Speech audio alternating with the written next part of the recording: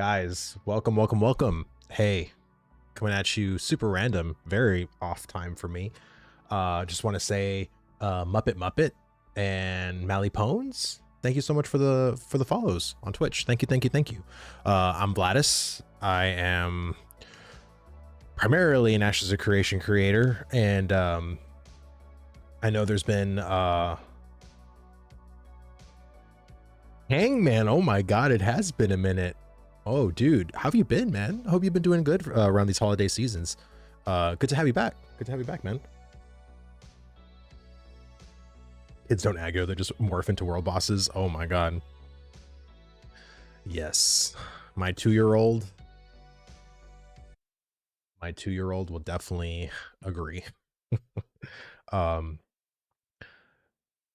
Whetstone, everybody in chat, welcome, welcome, welcome, welcome. I just wanted to come in and I don't know if I'll be streaming this Friday, so I kind of wanted to do a stream this week, and my wife's off today and tomorrow, and I was like, well, you know what, my wife is going to be going in a little bit with the kiddos to go take like the kids photos, and so you know what, I have a couple hours.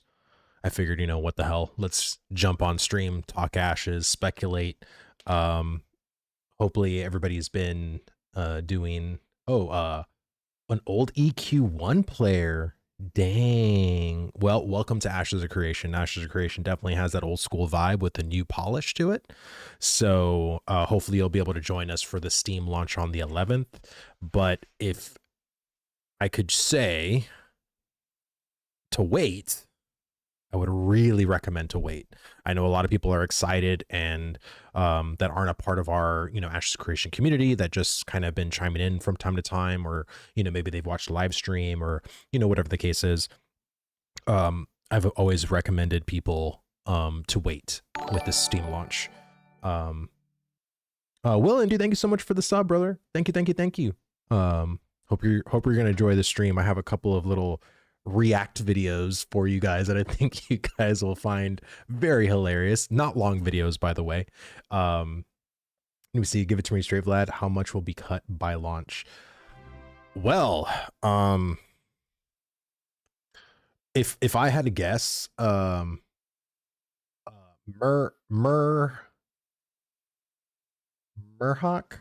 and it's probably not the way, maybe it is Murhawk. Thank you so much for the follow, brother. Thank you, thank you, thank you. Let's just be honest, guys, right? I think Underrealm and Tolnar, definitely not happening. 100% not happening. I think in order to truly hit a next year Q4 beta, again, I'm gonna go with what Phantom said in his video. I think the second continent's gone too. I think that's very realistic. And so see, I was a little surprised with Steven's last Twitter post where he hints at beta 2026. Is that rushing too fast? So a lot of people have been trying to interpret this, and here, I'll pull it up real fast. I know people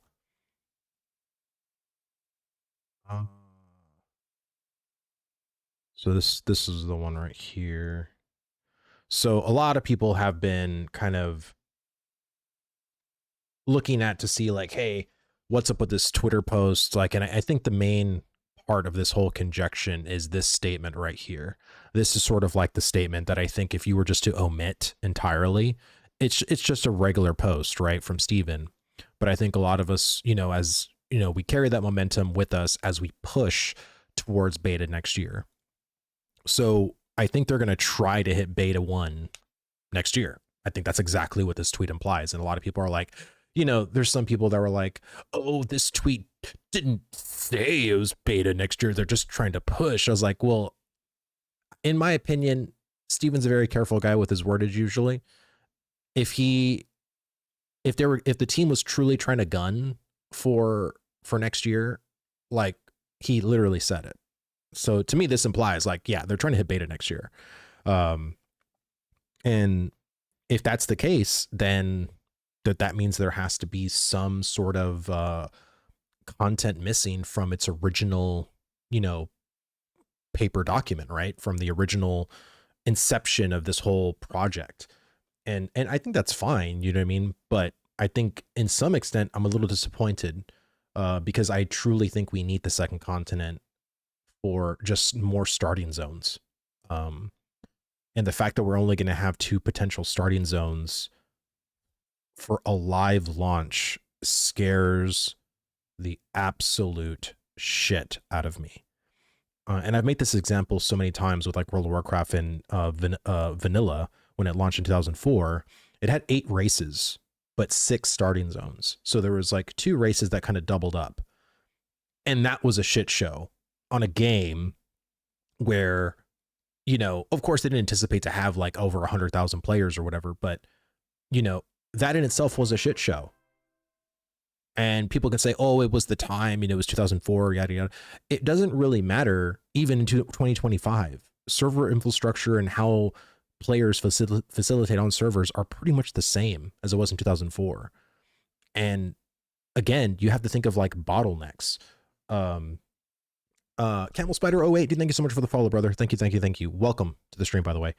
I was just about to be able to run it on my second PC, Q660K, 16 gigabyte RAM, 970 on a 500 gig solid state. So optimization should be good. Well, Jessica, I would say I have a really good rig. I bought a PC specific for Ashes, and let's just say that the optimization currently in Ashes isn't the greatest. You have to do a lot of like finagling within the settings in Ashes to make it run even semi-decent. Let me see, what is the talk about the death of the second continent? Can you repeat, please? Thank you. So basically there was just someone in chat asking, well, what's on the chopping block, basically, if we're trying to hit a potential beta, beta next year. Well, you can't realistically hit beta next year with the entire project being what it currently is, right? And we already got pretty much a slimming of systems, right? So the nodes were originally going to be 6 tiers. Now they're 5, which saves them a lot of time creating another whole landscape and layout of all the nodes. And originally there was also more cutting where, there was going to be like procedurally generated, all the nodes were going to have different layouts. And it turns out that isn't going to happen either. Will it happen eventually? I hope so. But I think that's definitely, there've been some things on the chopping block. So I've just been kind of saying, well, realistically, what can we have for Ashes, right? What can we realistically have for launch?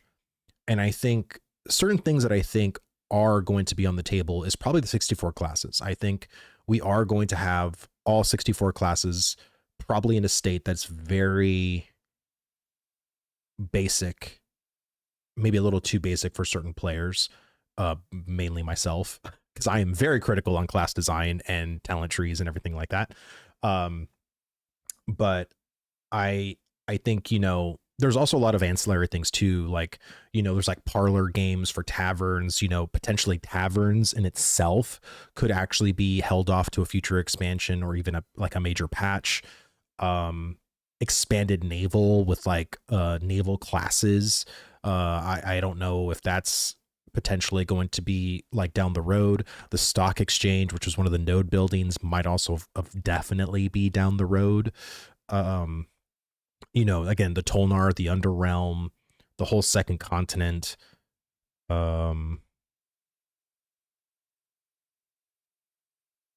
probably about it. I mean, I have to truly like think about it, but I think all of that content on its own is it's a lot. To basically not cut, really. It's not really saying they're cutting content, they're just pushing it. Which, if anybody has been with me, for a long period of time, I've always said this. Ashes of Creation at its base design felt like a base MMO, like in my opinion, like vanilla WoW plus 5 expansions. That's what Ashes of Creation always felt like to me. It was a massive scope of a game and all of its features and its interconnectivity and just everything. It was so crazy. And so it doesn't surprise me that certain things are going to be pushed off because this is such a huge, huge game. Rocked it, dude. Good to see you, brother. Welcome, welcome, welcome. I would add animal husbandry to that chopping block. I actually don't agree. I think animal husbandry will be there to the extent of like male, female, the crossbreeding and stuff like that. I think that actually might be there at launch because again, you have to understand. So what's the focus now for Ashes? Well, the whole focus is going to be this continent that we're currently on, which is the Western continent. So we have technically 3 zones. So let's bring up the map here.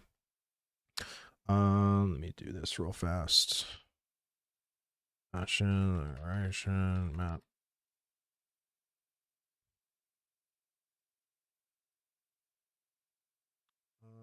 So I just want to break down the whole like Eastern continent. Let's see. Religions. Yeah, I didn't even think about that, but yeah, that's definitely a possibility too. So let me put my camera. So technically there's also Sejoma, which could be counted in the sense of, possible. The reason why I count this particular area is for naval purposes, but they could cut this, right? They could absolutely cut this. What we didn't even discuss either for settlements. I was going to say nodes, but for settlements, religion, military, economic, and scientific. I would really love if that was a thing at launch, because you want to be able to raise up certain nodes with certain benefits attached to them. If all the nodes are as generic as they are now, and they don't really mean anything in the sense of like its type, I feel like we're going to have a very cookie cutter server. Like I think every server is going to almost be the same. And then you have the other problem of content on specific node ZOIs, like, Winstead having, Highwayman Hills and just other very popular grind spots that level those particular things faster. And then you have someone like, Marilith that has like, Carfin, but who's grinding Carfin from 1 to whatever? It's one of the end game kind of, or I would say end game parts of Riverlands. So you usually have Marilith, Nuela, and Halcyon kind of just drowning because the 2 major ones that are always going to be leveled is going to be either Winstead or Jova. And I think that in itself is a huge problem.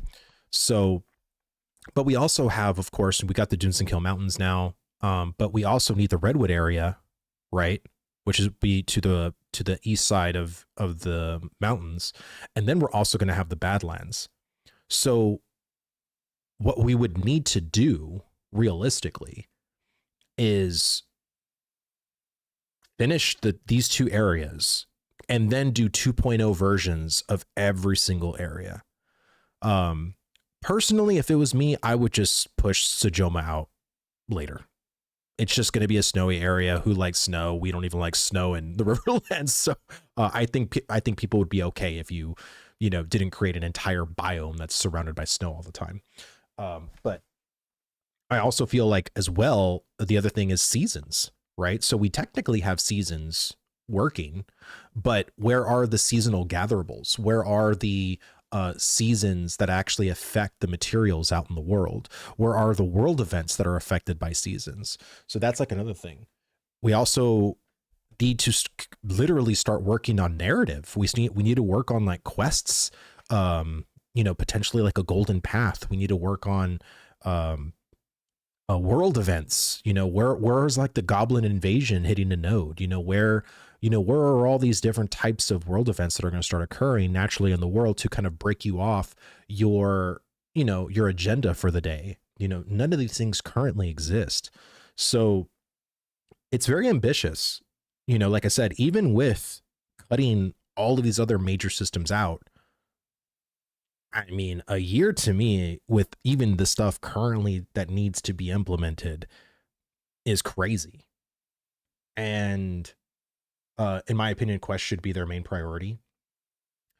In my opinion, I would agree, because the majority of average MMO players, that is their kind of lifeline for exploring your world. And I understand that Steven has said in the past that, you know, oh, Ashes isn't going to be, you know, the typical kind of theme park, you know, MMO kind of game. Heavy Arm 32, thank you so much for the follow, brother. Thank you, thank you, thank you. Welcome to the stream, by the way.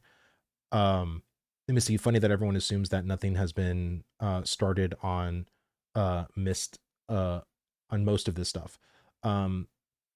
So I think a lot of stuff has been worked on, but again, you have to understand that we have like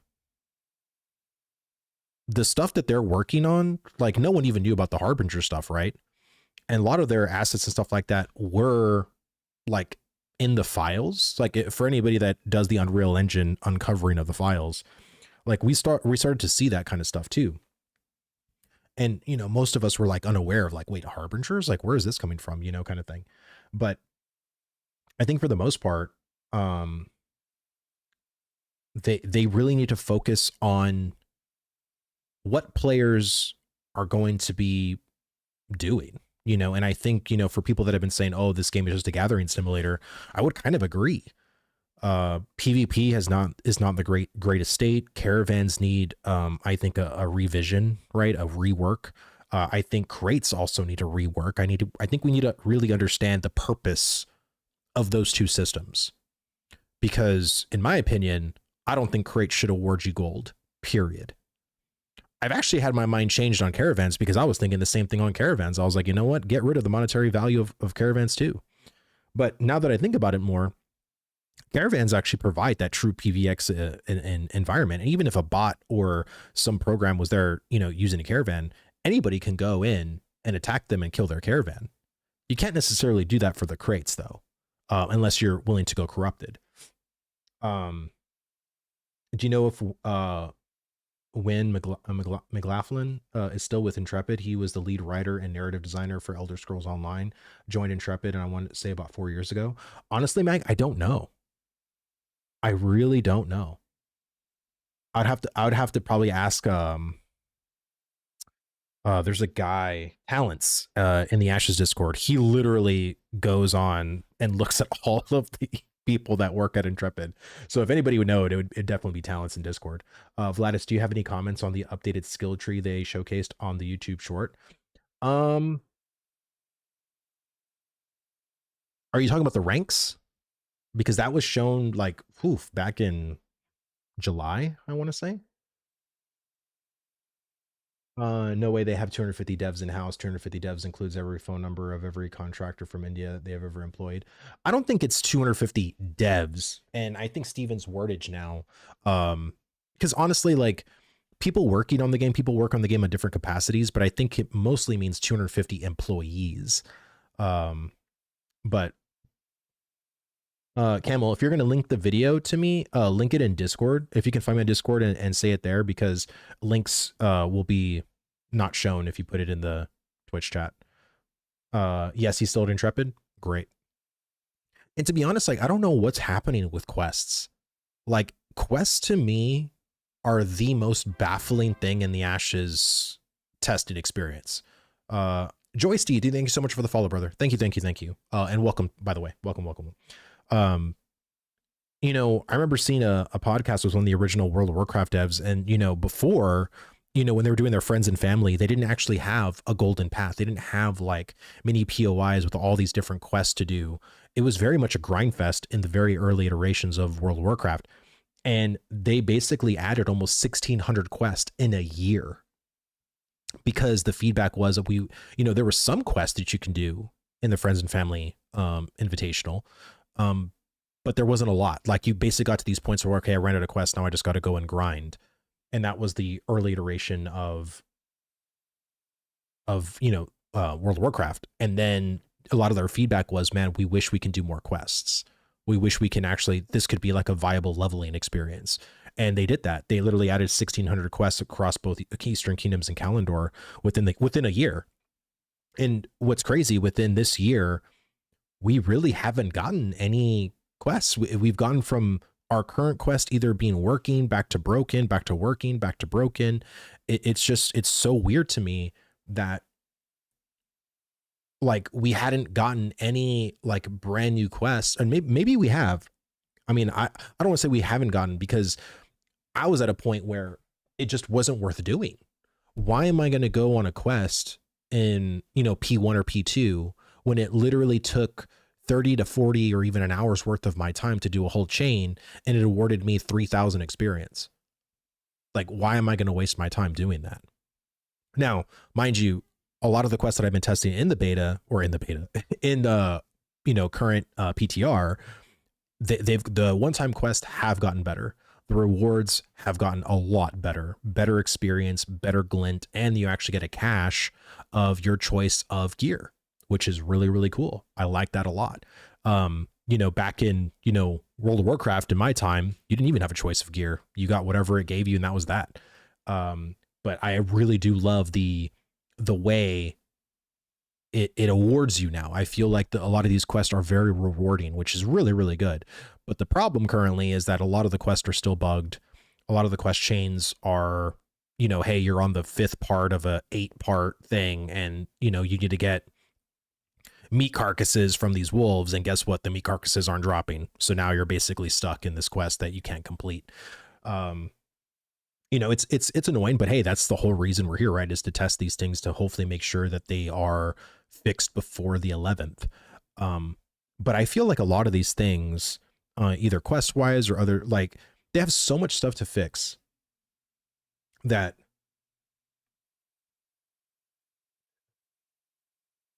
you just wake up, or you.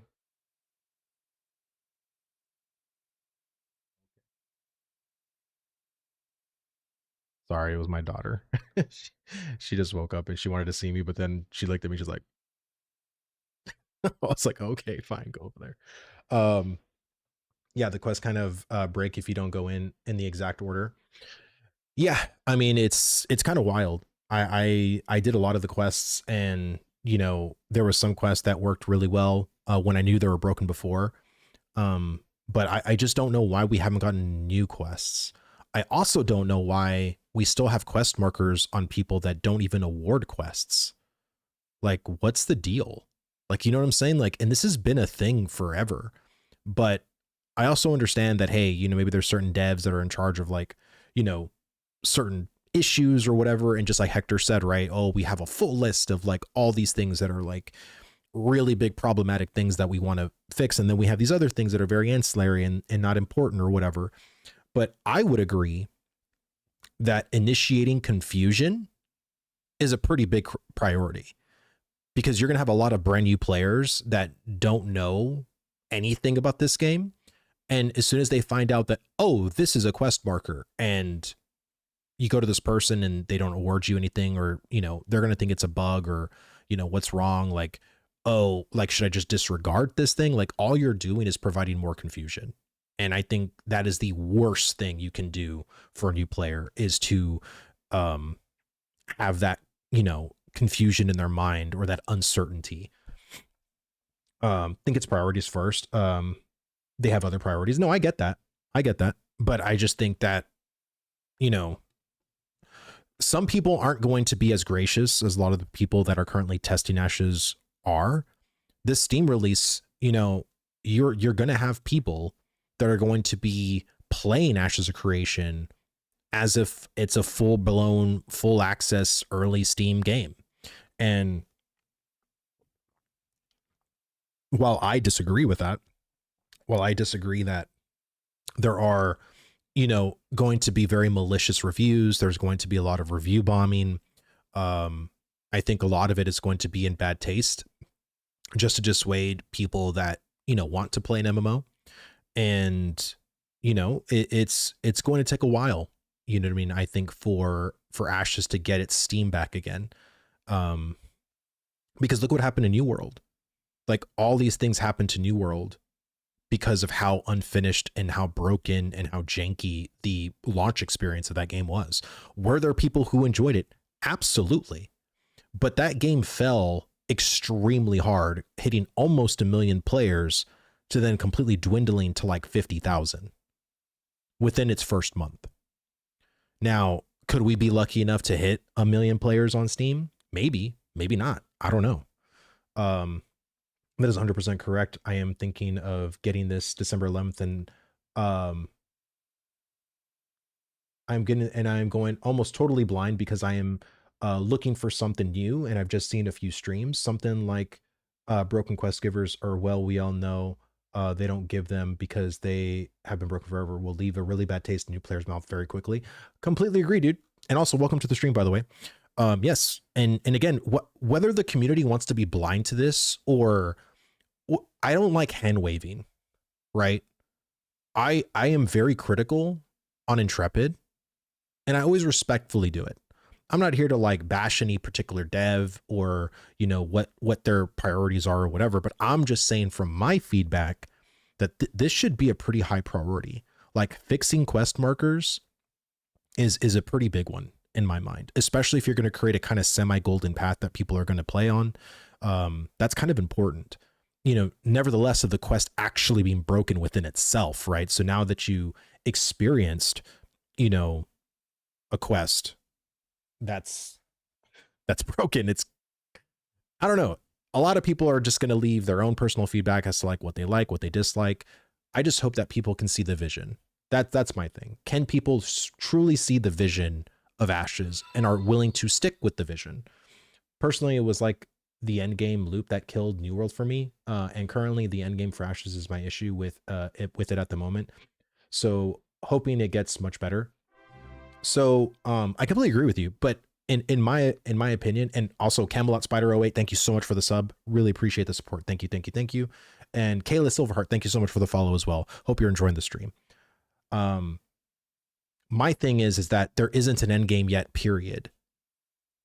Imagine if World of Warcraft had testing at level 30. Well, level 30 isn't the end game level. There's no rating at level 30. There's just dungeons. Like there really isn't an end game loop here. And I know some people try to argue is like, well, Vlad, you know, when it comes to professions and crafting, you know, like Halo was saying, you know, it's the end game, right? Which I would agree, but we don't even have journeyman, or we don't even have a finished out journeyman. We don't even have master. We don't have grandmaster. We don't have like the true progression of the profession system either, nor do we even have all the levels to achieve. So I understand people are trying to make what's currently available an end game loop.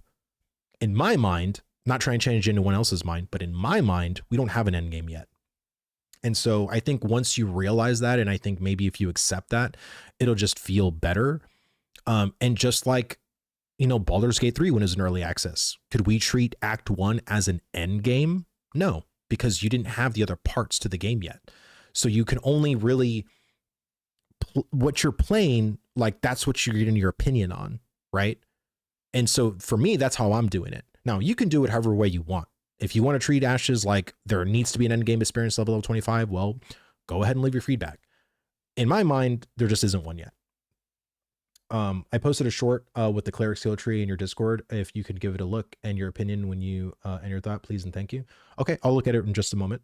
That's exactly it. Anyone focused on endgame first Ashes is very much not in line with this stage in the project. Yeah, you see, which I hate because it invalidates novice crafting. Invalidates novice crafting should be at all levels, not just end, unless they really extend the grind like 60 hours to hit level 10, and that's if you know what you're doing. Yeah, and there's a lot of those little things that we're going to have to figure out, and I've always been an advocate for making novice feel important and useful, even towards an end game experience, even at level 50.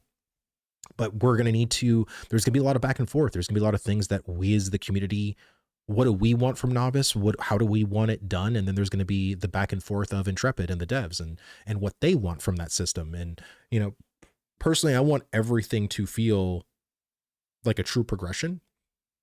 because I think progression in professions is insanely important. Here, give me 1 second. Let me find this video real fast. Just chat. Here we go. That is the cleric skill tree, and you can. So this is the new skill tree that we're gonna be getting. Where is my Jesus Christ? I'm so sorry. Okay, let me put my camera back. So this is the new skill tree. As you can see, they're going to be adding ranks to our skills that are in the current base talent tree.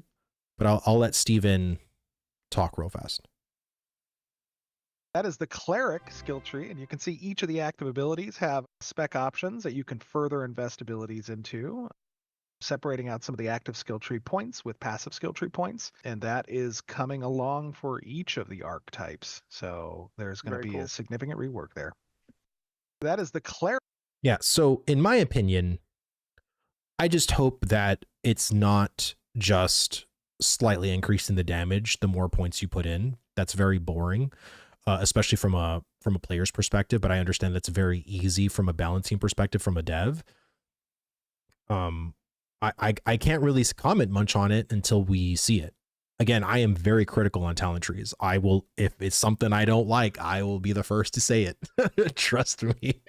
As I have a question for you. I just finished watching your interview with Steven. If you can go back, would you change any question? Are you 100% happy with your interview? No criticism, just pure curiosity.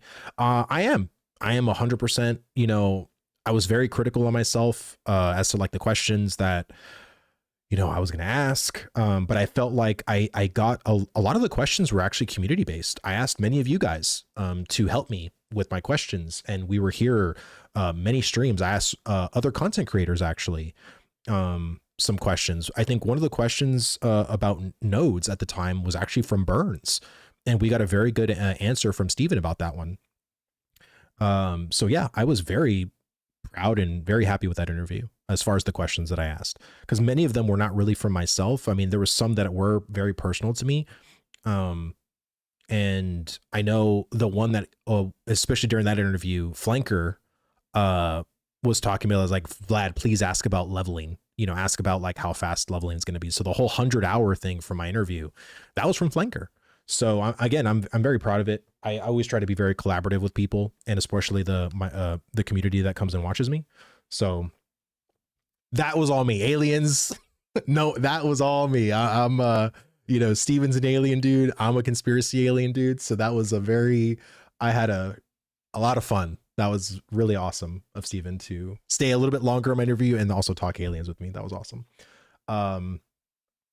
Let me see, but I would say that as far as the skill trees go, I just want, you know, there to be something like awesome with talent trees. Like if each rank, like for Whirlwind, right? If there was like something additional that gets added to the ability, like, so for rank 1 Whirlwind, if you put 1 point in, it adds like, you know, a potential bleed to every target that hits, you know, as a fighter.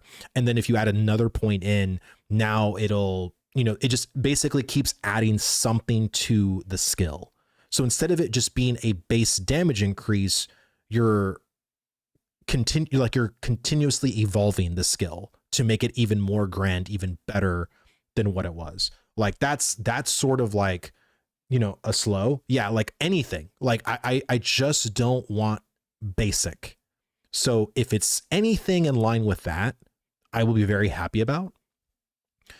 And if I know Trad and I know Bucky, I think they're gonna pull through. I'm trusting here. Let me see, the skill tree, even if only increased numbers, could be interesting depending on there being larger differences between min and max ranks, allowing for a difference between a generalist with all skills versus a specialist player. I would agree. I think AOC Academy, thank you so much for the follow. I didn't see that. And also Bruce 702, thank you so much for the follow as well. Thank you.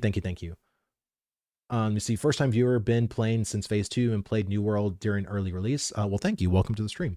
I think combat is insanely important in how good it feels compared to other games. $50 access to access until launches a steal no matter what for access over upcoming 1 year plus. And we've had big content updates every 3 months. New World barely had any updates within the first year. Yeah, like I said, I've been insanely happy with how Ashes of Creation has been developing content. And oh, is that Steven in chat? Welcome, brother. Good to see you. Hope you're doing well. I hope you are going to have an amazing Thanksgiving. Bolts Bruno, thank you so much for the follow, brother. Thank you. But yeah, like I said, I am a huge talent tree person. I made a whole video on this topic. I want talent trees to feel as impactful and as interesting as WoW. And coming from a WoW player, like that's a huge order. That's a huge thing to want. And, you know, but I feel like, you know, with how amazing of the talent, because again, just the fact of how we have our combat, that's the one thing that I would say that any brand new player that comes in to Ashes of Creation, that's the one thing they say is like, wow, this is really solid combat. This is really fun combat. And, you know, is it full action like New World? No, it's not. But I would say given other projects, maybe like Pax Day, Chrono Odyssey, or, you know, what is it? The Quinfall, you know, just a lot of the other projects out there, Ashes stands like pretty in line with a lot of the very popular MMO combats, that's a huge statement in itself. You're specifically talking about modern talent trees. Yes, I'm specifically talking about like this. If this could feel even similar to like, you know, in World of Warcraft right now in retail, they have, of course, like the base class and then the specialization talent trees, right? And I think that's really cool. But I would even just like the specialization talent trees and how you can modify an existing ability. I think World of Warcraft does that really well with how it could modify abilities, or even just like certain passives that your class can do, and your passives can manipulate even that in itself, which is really, really cool. Brawls Bruno, dude, thank you so much for the follow. Madness PVX, thank you so much for the follow. Cyclones OA, thank you so much for the follow as well. I hope everybody is enjoying the stream so far. Thank you so much for coming out and hanging with me in this very random Wednesday afternoon. You need a PhD to learn every class talent tree in WoW. No, not at all. Not at all. I mean, and let's be honest here. Let's cut the facade for a second. Anybody who's playing World of Warcraft never, and I've talked to many people in World of Warcraft, they don't even think for themselves. They go to Wowhead, they go to Icy Veins, and they plug and play whatever the top people are doing, and that's what they do. You don't need a PhD to cut and paste, do you? And I can guarantee you, like, there are people like myself that go against the grain, that do try other, you know, like, oh, this is what people are doing. Let me try these abilities that don't get used. Well, what's the problem with this skill? What's the problem with that? Like, I think a lot of times, like, we are very much used to the hive mind mentality, and we don't like to think for ourselves for a second. You know what I mean? It's like, if we feel like we're going to be judged if we pick the wrong thing, like, oh shit, like, you know, whatever. And I just think, hey, like, you're going to go in and you're going to play a game. Like, why not enjoy what you're picking, right? I feel like some people say, oh, this class sucks. And literally all the talents that you picked were for some high-end player. And and maybe it even sucks for that player too, because there's probably other skills that are more fun for you, that are better for you, actually, that'll make you do more DPS. But because there aren't the ones that the high-end people pick, then you don't pick them, which I think is kind of a travesty. I think the whole point of a talent tree is expression. You, just like if you're an RP player, you are expressing how your character lived, how your character is living, and how your character will live on. And when it comes to talent trees, when it comes to abilities, my problem with the current talent tree design is, as a fighter, I basically pick all the abilities. So I have all these abilities in my bar. And some of them don't even get used. You know what I mean? Some of them don't even really get pushed that often. And I feel sometimes my rotation is like, I don't know, it feels like I'm pushing like 9 abilities back to back to back, right? And then it goes off cooldown and I do something else or whatever, right? You see, an actual choice matters. Sorry. If you choose one thing, you don't get another. Super important. No, I completely agree. And I love that. And I think that's what creates true skill expression in talent trees, right? As a fighter, I want to be able to have maybe like 5 abilities rotationally. And if I can actually talent 4 or 5 points in each ability, I would rather be a specialized fighter that has like very limited amount of abilities with some like maybe cooldown based stuff, or, you know, things that, you know, can hinder a player or whatever, but like just 5 abilities that really hit home. And those 5 abilities have very good synergies with the class and even with myself. Like maybe you can't play these 5 abilities the way I can, but I love it. And I think that's what ultimately matters, right? Like you have to play the character for yourself. And I think what World of Warcraft has done is you don't play WoW for yourself, especially in a raid. You play to parse. You play for a number a stranger can validate your performance on. And I think that's why a lot of the WoW guilds that I've seen that are more friend-based, that aren't there to be super competitive, and they're there to have fun, don't give a shit about any of that stuff.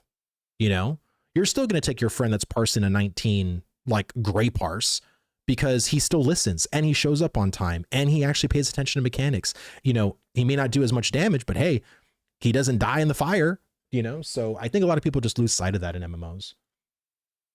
You see, what do you think is needed to ensure the new economy doesn't go to shit right from the start? How do Steven and his team create an exploit support system or support team to catch things quickly and solve those issues before it gets out of control? I mean, I think that's something that is going to be ongoing, to be honest with you. You have to understand when it comes to an exploiting perspective, and as a person who absolutely hates exploiting an RMT and going to a website and purchasing gold, it is a very hard, very, very hard to combat. It just is. No company, even multi-billion-dollar companies, combat it well. So how do we expect a startup to do it? And I think they are taking certain steps, maybe not on the 11th, but we do know from Steven that they are still going to be hiring real people to be live GMs on servers. And I'll tell you this, RMT was a huge deal back in Vanilla WoW and Burning Crusade. You may not have known it back in 2004 and 5 and 6, but it was a huge deal. And I would say that a lot of the times having just a live real person made a world of difference on a server, a world of difference. So, I mean, I think a lot of it's still going to feel a little bit tainted potentially, even on the 11th and beyond. But hey, I don't know. I mean, I'm not a dev myself. I'm pretty sure that he has very smart people. He has, you know, engineers. He has, you know, people that he can talk to really combat that. And I would say they have plenty data. They have plenty of the data to go around and look at. Devs need just to work on dupes and economy. Yeah. And I think they have been. I think they have been. I mean, believe me, like, I don't like this thing where it's like, oh, you know, Intrepid isn't doing that. You have to understand, dude. There were guilds, and I'm not going to say which guilds, that held onto information for months that could have been expressed to Intrepid that weren't. Now, I don't have proof of that. That's why I'm not going to say any particular guilds. That you can probably input whatever guild that you hate in your mind and think that's who it was. I'm not going to say, but that pisses me off in general, because all you're doing is elongating the process for that thing to be fixed just to get a monetary gain in a fucking alpha. Like, really? Like, it's just so stupid. It's so stupid. We're all here to test. We're not here to be a world first anything. Like, come on. Like, it's so dumb. I think optimization is a big issue. I don't know how it got worse from when I last played. How can it go backwards? There's a lot of reasons. I mean, again, anytime you start adding to a project and anytime you start expanding on systems, anytime you start tweaking any kind of code, I mean, believe me, like, stuff can go back and forwards like all the time. Like, again, and I've said this before too, but there are a lot of people watching me that are brand new to my stream. You know, if you've never tried to create a game, it's very easy to feel like how easy something could be or how something could be tweaked or whatever. It's not. It isn't. There's a reasoning why you need to hire someone with a year's amount of experience in a certain system to get things done properly. And so it's not an easy endeavor. And as much as people like to think it is, if it was that easy, you would make an MMO yourself. Let me see. What is there was a question that I saw I wanted to.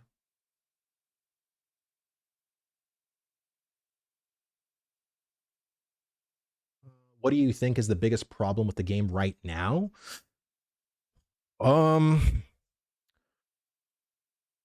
I would say it's that question in itself is a little multifaceted. There's some players that accept the game for how it is, right? We've been here since phase 1. I think a lot of the people that have been playing for over a year think that, oh, this isn't bad. There's nothing wrong with how it is. But I feel like it's because we've gotten used to it. So the thing that I feel really suffered greatly was the questing experience. 100%. Like, I'm going to say that first because I think that is the first interaction most players are going to do with your project.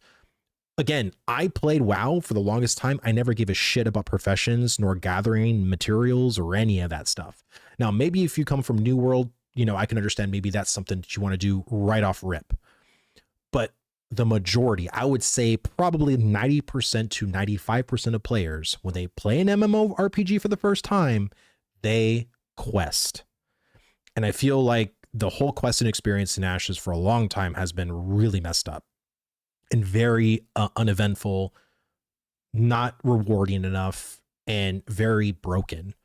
Not even just broken in the sense of a quest being broken. I'm talking just like fragmented where quests don't lead you from quest to quest or POI to POI. Like, you have to literally know where the quests are. And who's going to know that's a brand new player? If you don't, and there's some quests that are on NPCs that don't even have a quest marker. So how is a new player going to just know, oh, this person's a quest giver? The other problem that I've been seeing even lately on the beta, or on the beta, I keep saying beta, Jesus Christ, on the PTR, is a person that has a quest that you just accepted that also has another quest to give you. And the conversation literally just ends. So, and this is maybe a problem with its UI. I don't really know.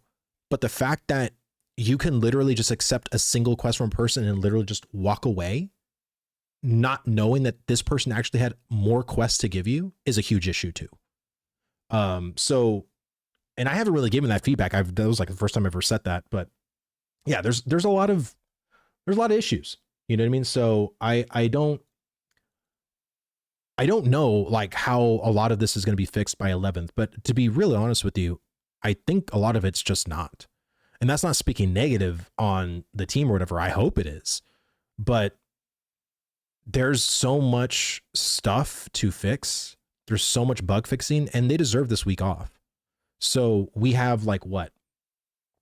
Realistically, like 2 weeks of work. So once everybody comes back on the 1st, then we have the 1st through the 5th, and then the 8th through the 10th, for the devs to keep working and keep piling on to potential fixes for the 0.18 push on the 11th. But it's just a lot. First time I've caught you live, listening while working, dude. Thank you, man. I normally stream 7:30ish PM my time, so this is very early, but because of just the nature of the holidays and everything like that, it's random stream, and good enough I did it, man. There's like a lot of people showed up. But I did want to show something. It's so funny. Oh, it's so funny that Steven's here, because I had a video I wanted to watch with you guys, and I don't know if I want to watch it now because when I saw this video, I thought of Steven and Margaret. Oh my god. And the fact that Steven's here, this is gonna be so hilarious now. Oh my God. Okay. Prefacing, because Steven loves to preface. Let me preface this. So this is from a YouTube channel called Viva La Dirt League. If you know Viva La Dirt League, you probably know what you're going to get yourself into. This is like a 4-minute video, super short. And I was just, cruising around on YouTube like I usually do. And there's some feeds that come back. And I saw this video that reminded me of Steven so bad. And I was like, oh my God, this is gonna be good. This is gonna be good. Oh, okay. So let's watch this. Okay. Let's watch this. There's no ad coming up, I don't think. So we should be good. This is a video from Viva La Dirt League that's entitled "When Game Developers Promise Too Much." Okay. So let's watch this together, shall we? Okay. Let me see. I reread it, bro. I can handle your takes. I know you can, Steven. I know you can. This is just funny. It's in jest, but it cracked me up to see this video. Have you got your script? Up here. Okay. Just remember, we're only teasing the idea for the new expansion. Okay, no big promises, Jake. I know. I got this. It's fine. Sorry, mind if I? Yeah, good. It's just an expansion. Oh, thank you.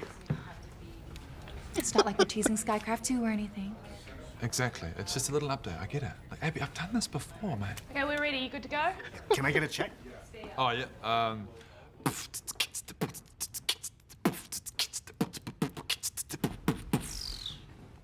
Just some words now, please. Yep.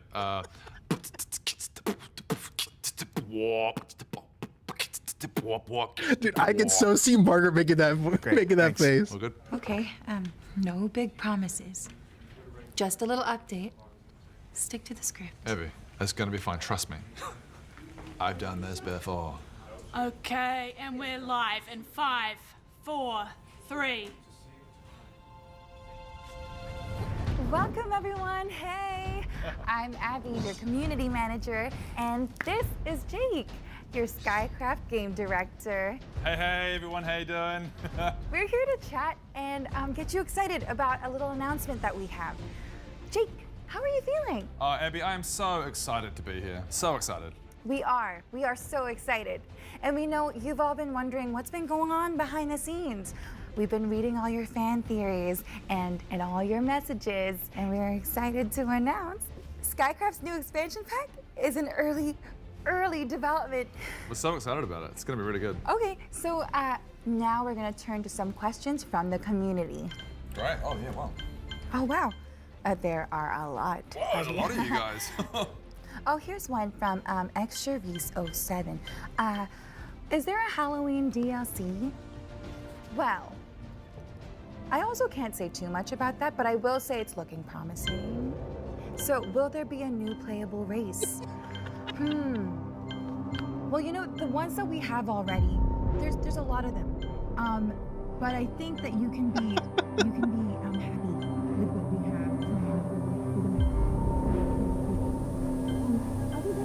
have. I can't. I'll take this one, Abby. This what? I'll take this one. So as you guys know, we can't say too much about the game. There are some secrets we've got to keep, but what we can say is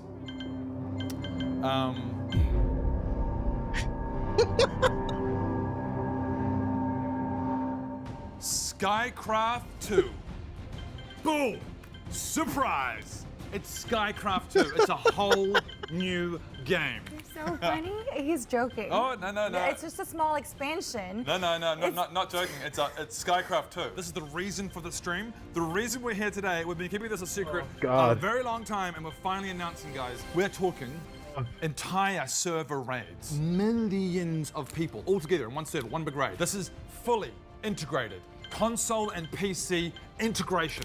This shit is backwards compatible. We have been listening to you guys. We have a whole new planet. We're talking medieval space travel. I'm talking multiple planets, guys. We've been listening to everything you guys have been saying. Procedurally, we have been deep in the Reddit thread, generated, and we're implementing it all. Universes. The technology that's going into this is mind-blowing. And we're so confident about this, and we're so proud of this. 100% money back guarantee. That's how confident we are. So there's only one thing you need to leave this stream knowing about, and that is that SkyCraft 2 is coming, and it is coming soon. It is going to be the biggest game you have ever seen, period. It's going to be the best thing that we've ever done. Let's say it again, SkyCraft 2! Woo! And cut. How was that? Oh my God. Yeah. I felt really good about that. How was that for you? Oh man. I mean, Bro. the fan base looks excited. Oh. Yeah, that was good. Bro, oh my God. It was even funnier the second time. Jesus Christ. Oh, no shade, Steven. We love you. We love you, Steven.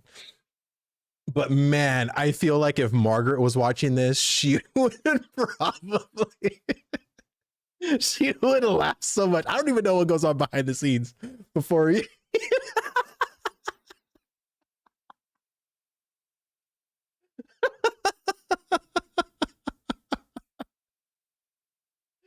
Oh, dude, that is, oh my God, that was, oh my God, that was perfect.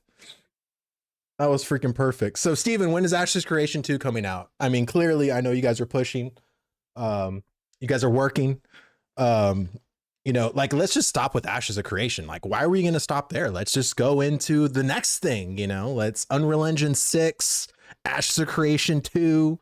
Like, let's do it right now. Turn in your CC batch right now. Oh my God, dude. Oh my God. I felt like that was so oddly specific, right? And everyone was saying that in chat too, but man, when I saw this video, oh my God. Whew, my God. Oh man. But yes, that was great. I needed that for this afternoon. That was really good. I mean, honestly, I feel like with all of the stuff that we're gearing towards, I'm really excited to see what, you know, once this Harbinger update comes out, like how the player base is going to feel about it, static rarity being gone. Like, I'm really curious as to like how this, because honestly, I think phase 3 hasn't even started. I think the real phase 3 is going to be on the 11th. I think once we go into this fresh server, hopefully we have like the settlement architecture, XP allocation working. If we have, you know, vassalization working properly, if we have, you know, like I'm truly wondering like how nodes and how just everything is going to be in general. I think it could be such a good time.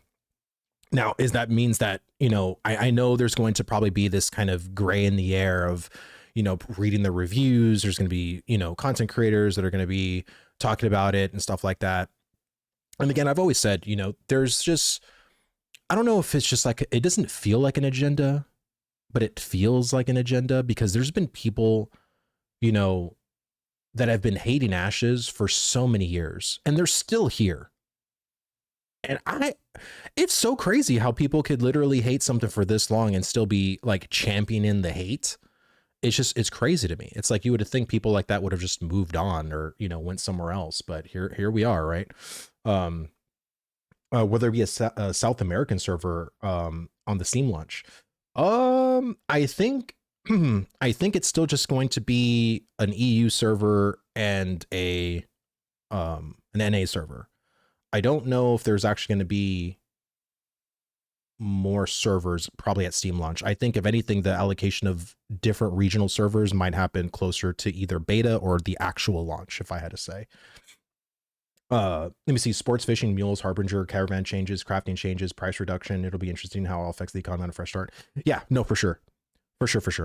Like there's so many like micro changes along with the macro changes that it's so hard for me to predict like how all of it's just going to happen. Like it really is. Like it's going to be insanely hard for me to know, but I'm excited to know. And to be honest, like it's just great that I'll be able to finally play a Renkai. I've been waiting for the Renkai for so long. Now I don't have to play any of the race but the Renkai. Thank God. Play a Renkai fighter. I'm super excited. Let me see. I'm coming from New World looking for a new game. Excited to play on the 11th. A couple of questions about AOC. Are there dungeons in the game? I haven't seen any. Also, will the level cap remain level 25? Yes, the level cap will still remain level 25. So Ashes of Creation has a couple of dungeons. And so there's two major dungeons. There's the Tower of Carfin, and then there's the Forge. And both of them are located in the Riverlands. And then you have what, Intrepid referred to as pocket dungeons. So the pocket dungeons are basically like little mini POI grind spots. Like you'll see like the Highwayman Hills, you'll see Towers of Cephalion, you'll see, like Coralock, Citadel of the Steel Bloom, Church of the Seven Stars. And those are basically just outdoor POI grind spots. There's a couple of named mobs you would think are like bosses, but those bosses don't really have like complex mechanics you would probably see in like a World of Warcraft dungeon or maybe even a New World dungeon.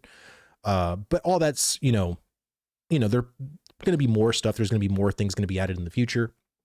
But there's also a couple of world bosses. There's Tumok, there's Firebrand, and there's going to be some Harbinger related world bosses that are going to come out as well. So they're just, I was going to say that there isn't any instanced dungeons that you and, 4 other players will go on. And the party size for Ashes isn't 5, it's 8. So very different, but once you get in and you start seeing, you'll see how it all kind of operates and works. Ashes is more meant to be a sand park. So you have like the sandbox element of the world being persistent and not divided or fractured or instanced off. Everything is like, you can go to the bottom of the map, you can go the way to the top of the map, right? So everything is all persistent. So there isn't a lot of instancing or sharding or any of that nature. So, excuse me. I haven't played New World, so I don't know if New World does a lot of instancing or sharding of their land management.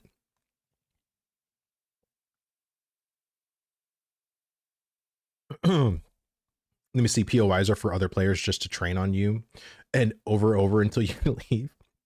Well, once we can actually get corruption and flagging in a good state, which I do think they're planning to address maybe next year, hopefully early next year. Hopefully there's gonna be like a corruption pass or even like a, making it to where it's, my thing is that I wish there was an incentive. And I know, Steven, or anybody, might say, oh, well, the incentive is like, if you want to take their stuff, you'll go combatant and take their stuff. Right. But my whole thing is that even if you kill a green player, like you're still going to get corrupted, which no one wants to do. My thing is that I wish there was just something innate that would compel a person to go combatant as they're leveling. Like whether that's like an XP increased, whether that's like better rewards or, I don't care, but there needs to feel like people are choosing to flag up for like an additional purpose. And maybe, hey, like, cause in war mode for the WoW people, you get like I think anywhere between a 10 to 25% XP increase by going in and playing in war mode. And I think that, I never played in war mode because I didn't want to PvP. So I didn't need to opt in for that. But hey, if you did, you got a faster leveling experience. And if you know a lot of sweaty people that want to race to world first to, level first to 25, I'm pretty sure they're going to take advantage of a 25 or a 10 or, XP increase. And I think that one thing alone would entice a lot of the competitive guilds to be a combatant out in the world. So that way you see more people that are combatant that are maybe willing to PvP. And just because you see a purple player doesn't mean you're going to attack them. But at least you know that we can engage with each other and not be corrupted. I think that's one of the major things that just isn't currently present in Ashes. I'm coming from Newer, but I hope Ashes has some kind of battlegrounds 10v10, 20v20 mode. Yeah, and I've always said this, like I love instancing, and I'm not saying that I want everything to be instanced, but if we can have instanced arenas and we're okay with that, like I don't understand why we can't have instanced battlegrounds either, like eventually. And you know, I would hope too that there's actually some world events that create the persistent world to be kind of like an actual battleground. Now, the cool thing is that the world bosses eventually will be walking battlegrounds. So Tumok or Firebrand, they'll literally have like a big purple circle around them. And anyone that gets in their ZOI will automatically flag as a combatant. That's really good. So not only will you have like the PvE encounter of Firebrand or Tumok, but you'll have the PvP encounter of the other players trying to kill those world bosses while you're also trying to kill them. Like that's what Ashes is all about, is the actual true PvX, you know, design. Let me see. I play Ashes in action mode. It's definitely solid. I recommend it. A lot of people like playing in action mode. I don't play in action mode because I'm just so WoW brain, but I mean, I like the tab targeting. I think the tab targeting Ashes is very solid, at least in my opinion. And I feel like it's better than some of the even more polished games that have been out for decades. So sounds like a lot of mayoral process of a military node. And then the large guilds just stay at the spawn point constantly. They need random spawn points. Well, and again, I think that's a lot of the feedback, right? So like my suggestion is like, once we start getting these things, like, okay, like once we start getting the world bosses to have like these random, well, not random, but like the persistent purple, you know, ZOIs, you know, how do we feel about that? Like, how should spawning be, right? Because I feel like everyone always says, oh, it's just a Zerg fest, right? It's just a Zerg fest. And I would have to agree, right? Like there has to be something that makes it more tactical, something where you can actually have some strategy to it. And I feel like if there's like an Ember Spring that you can just pull, you know, Firebrand to or Tumok to, then everyone's just spawning there and it just becomes like a grind fest in there, right? You're just like churning and burning the same people that keep spawning and they don't even have a shot, which is very trash gameplay. And that was actually the gameplay that we were experiencing in P1 as well. The early leveling experience got fixed pretty well. Yeah, I mean, there still needs some fixes, but I would say, man, the leveling experience right now, comparatively to what it's been, infinitely better. Infinitely better. I've been playing the PTR a lot. I probably made over 6 or 7 fresh fighters and did the same quest over and over, put in bug reports, you know, I did my job. You know, I went in because again, I really want these quests to be fixed before the 11th, if anything. If they created a system to enable PvP mode, which would allow you to gain more XP, but still allow you to be attacked without the attacker becoming corrupt, that would be good. You could still attack players with PvP mode disabled, and then you would be you'd become corrupt. Yeah, exactly. Like, I think that's just what a lot of the PvP focused people aren't incentivized to go purple. So it's just better to stay green. But I feel like if there was something while you were leveling that can entice you, you know, and I think XP gain is a very good incentive, but what happens once you're level 25? Like, what's the incentive to then stay combatant? That's another question we got to ask ourselves, right? And I'm a very bad person to ask about this because I am not like a PvP focused player, but I can PvP, right? Like I can, and I definitely will in Ashes, but that's not where my mind goes. So it's like, it's hard for me to really give any kind of feedback because I feel like my feedback on that issue could make a lot of PvP players like, oh, that sucks, Vlad. Like, what are you talking about? That's not good. That's a terrible idea. You know, so I feel like I want to just decline feedback on that system. And this is also why too, I haven't really gave too much feedback as to like how leveling should feel yet, because I haven't even leveled to 25 the entire year I've been playing, you know, Alpha 2. Like I haven't hit level 25 once. I think in phase 1, I was the closest set. I hit level 23 on my fighter, but I just felt like there really wasn't a point, like, you know, other than just like skirmishes and, you know, like guild activities and stuff like that. I'm like, you know, and again, I'm a dad now. Like I just had a baby in July. So it's like, it's hard for me to stick with like the people in my guild because they level so far ahead of me that I can't catch up. So it's like, you know what, like let them go. I'll stay level 15. I'm good with it. Right. And I'll just level on my own. And I feel like once we can actually get the golden path from 1 to 10 really well, then we can focus on 10 to 20 and have really like nice quests to, you know, for those people to do like within that group. And you wouldn't feel as compelled just to sit and kill minotaurs for 8 hours as a solo player. Right. Which is kind of mind numbing. I just want to play Ashes just for the PvP. Yeah. And again, a lot of the people, when the PvP was popping, like you can go back and watch like a lot of Zybeck's videos. Zybeck was a hardcore PvPer, and P2 for a lot of people was like the pinnacle for PvP. Like even 2.5 I hear was also really good in PvP, but I don't know because I wasn't really PvPing, but you know, the TTK I think is still being adjusted and everything like that. There's still more changes on the way as far as class balance, stat allocation, and everything like that. So we'll see what, you know, we'll see how it all plays out. If they build in luck / drop rate, 5 to 10% buff to being flagged, that would be good. Even when you're max level, would be good if you're a gatherer or mob grinder. Yeah, that's what I mean, right? Like you need incentives. And I feel like there just isn't any. And so I just don't think that the incentive of, oh, a player's been chopping trees, that's your incentive. Go corrupt and kill that player. Like, I don't think is a really good incentive personally. I think really the murder in my mind was always going to seldomly happen anyway. I think you would, and believe me, like Zybeck, you know, he had people go corrupt on him because Zybeck was purposefully like killing them. You know what I mean? And it was just like, you know, he talked about it openly on his videos. And he goes, that's the purpose of the system, right? Like, I feel like the whole corruption thing. And I remember when Ashes wasn't out and people were like, oh, I'm going to live the red life and I'm going to be corrupted all the time. And, you know, and then of course people realize how punishing it is. And they're like, fuck that. I'm not going to do that. Ashes was never meant to be like a player to be corrupted all the time. Like, it's a complete deterrent. It's yes, you can use it. You can do it, but it's not meant to be a play style. And I think that's where a lot of people are, you know, finding out, right? Correct if I'm wrong, but isn't a chance for higher quality mats implemented in lawless rotational POIs where you stay purple?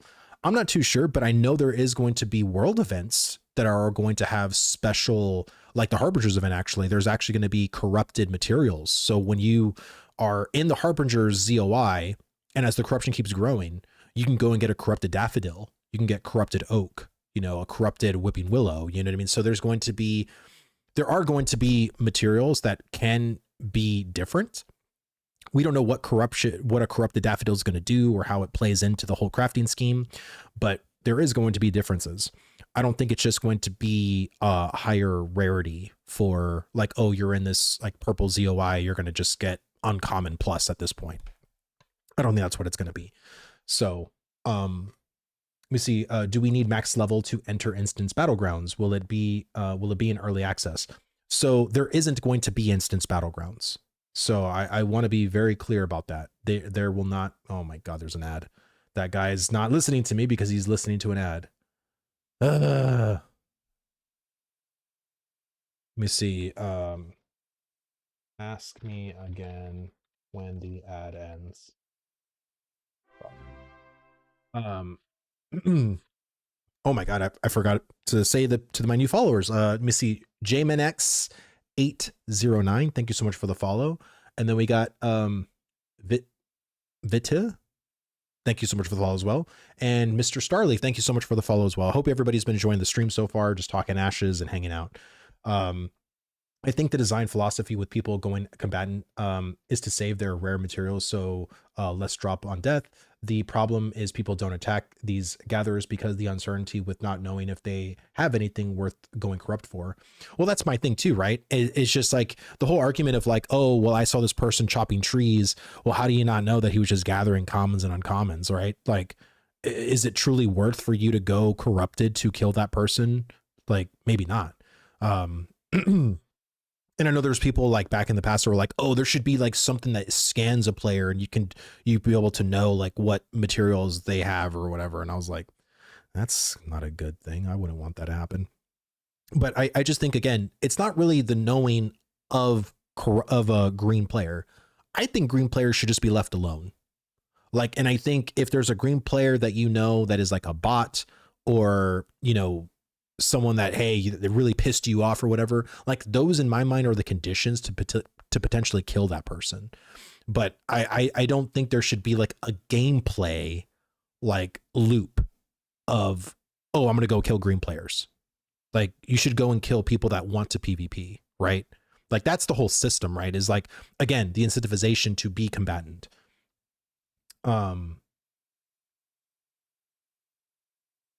What happened to Zytek? Is he still playing? No, Zyback is still playing. He's just waiting. Like we're all waiting for, you know, phase 3 to come out on the 11th, basically. So the debuffs, if you remove the gear drops, are fine for an unprovoked PvP kill, which you have to work off. Seems fine though. Let me see if you know for a fact they have high level gathering clothing. You they probably have good loot, maybe. But what if they just started, right? Like, what if they just started picking up stuff and they have nothing in their bags, right? Like, you know, it is what it is. Ventarian, dude, what's going on, brother? Thank you so much for the sub. Thank you. And welcome to the stream, dude. Royer, huge disagree. What do you disagree with me about, dude? All my takes are fine. They're good. The only thing I liked from New World was they had these open world PvP objectives called influence races. Hope ASE has something like this. I have no idea what that is. What are influence races? Is that just like a random PvP event, like a battleground kind of thing? Yeah, that's a huge decision you would make. It's on you if you're wrong or not. Yeah, of course. I mean, I would just rather just have more people out in the world that choose to be a combatant. And I think if you hadn't engaged in any kind of PvP recently, and because I know if you go as a combatant into a node, right, or into a settlement, the guards are going to attack you. But I think once you're like closer to the node or whatever, and you hadn't really engaged in any kind of PvP, I think you should just be able to toggle it off and it's like instantly off.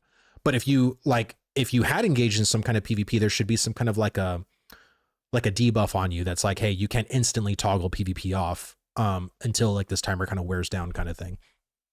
Like something like that, right? Just so it's easier for like, hey, like I was purple out gathering and no one ever PvP'd me, right? You know, but I got to go into town to like drop off my storage stuff. So I'm just going to like instantly hit the flag off and it comes right off me, right? Like something like that, I think would be really, really good. I want to be able to kill a green whenever I want. If I do it excessively, then I should be punished. No, I agree with that. I'm just saying that I feel like that gameplay loop isn't a natural gameplay loop, right? Will there be maybe 1% or even less than 1% of players that might do that? Absolutely. But I think, you know, the punishment's always going to be there for sure. I'm not trying to take away any kind of punishment. The punishment should definitely be there. I think what people want is for there to be less punishment. And we can all argue like, oh, the corruption, you know, is actually over penalizing right now, which I would agree. But I don't think that people, when they say they want to live like the corrupted lifestyle, I really don't think they do. Especially for like how players want to interact with Ashes. It was only good for PvP players and useless for anyone who didn't want to PvP. It was the entire point of them. Well, hold on, you're responding to New World influence thing was a joke that people worked around all the time. Occasionally led to fun PvP for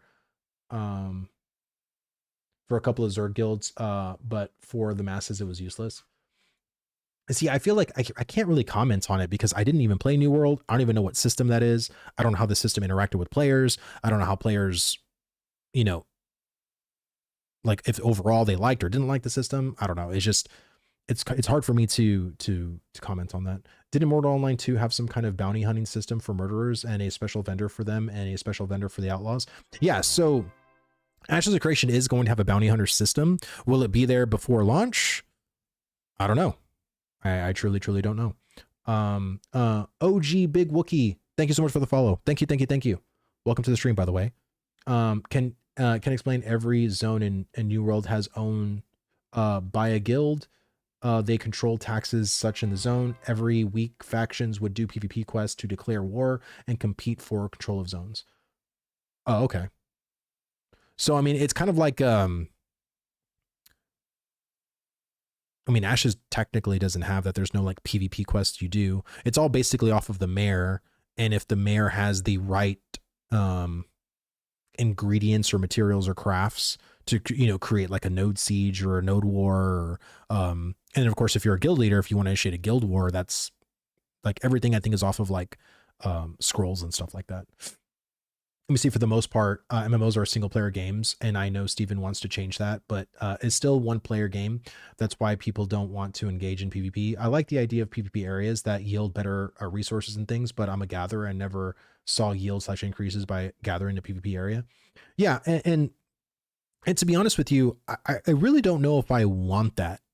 Like, I'm a gatherer too. I gather a shit ton. I am a gathering person in Ashes.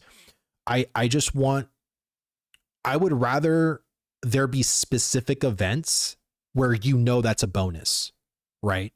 So I don't want every lawless area to have, you know, better yields for gatherables. I want there to be like certain events that, you know, oh shit, this event has like a 5% chance for higher rarity, or 5% for better spoils, right? Or extra procs, or, you know, whatever the case is, right? That to me is would be very, very enticing.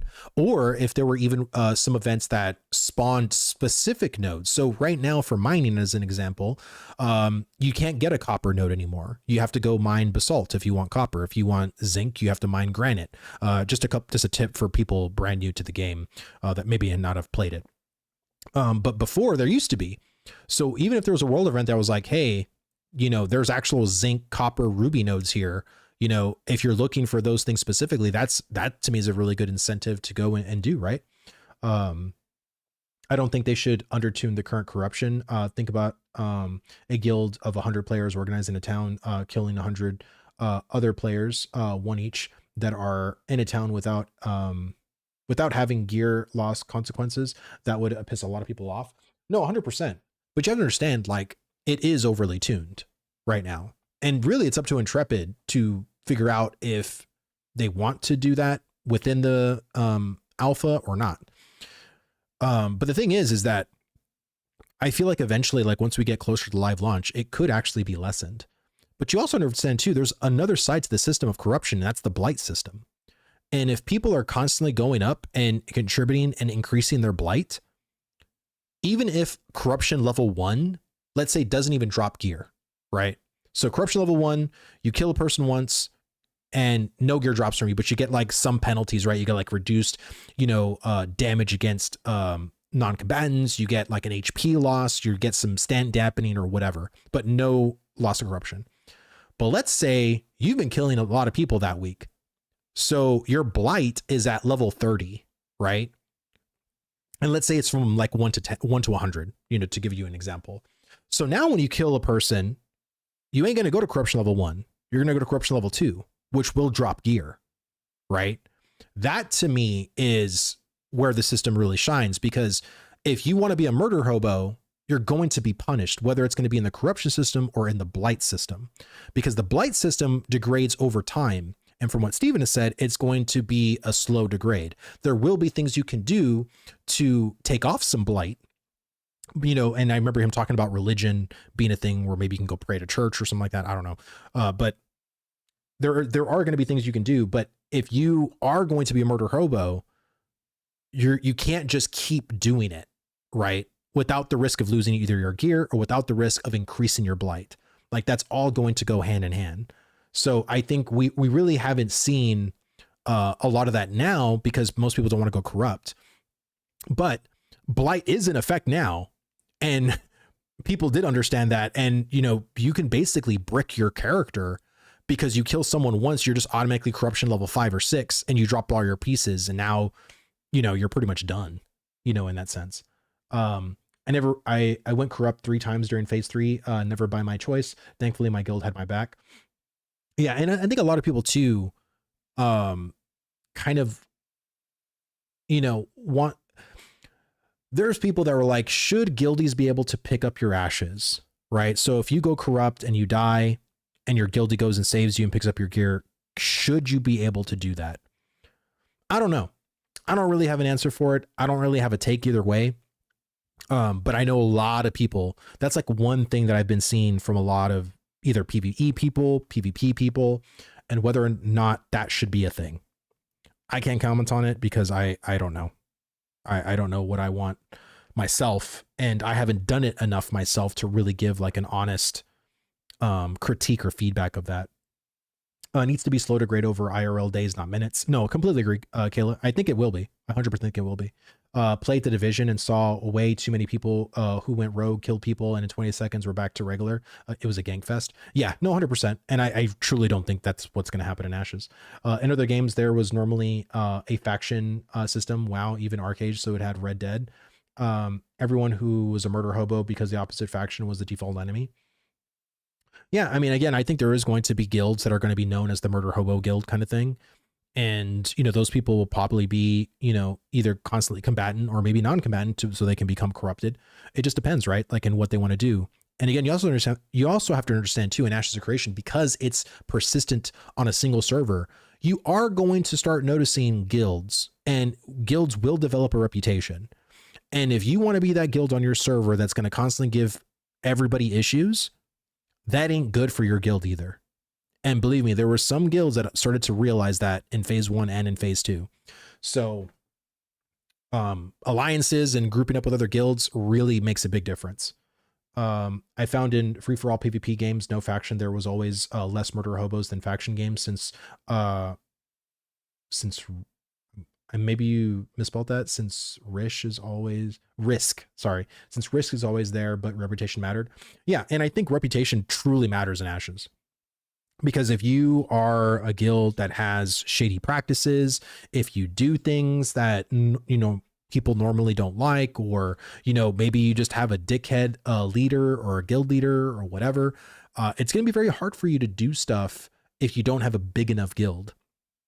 And I think even if you do have a big enough guild, if the other guilds in that server could band together, I mean, it's still, like I said, it's going to be very problematic for you.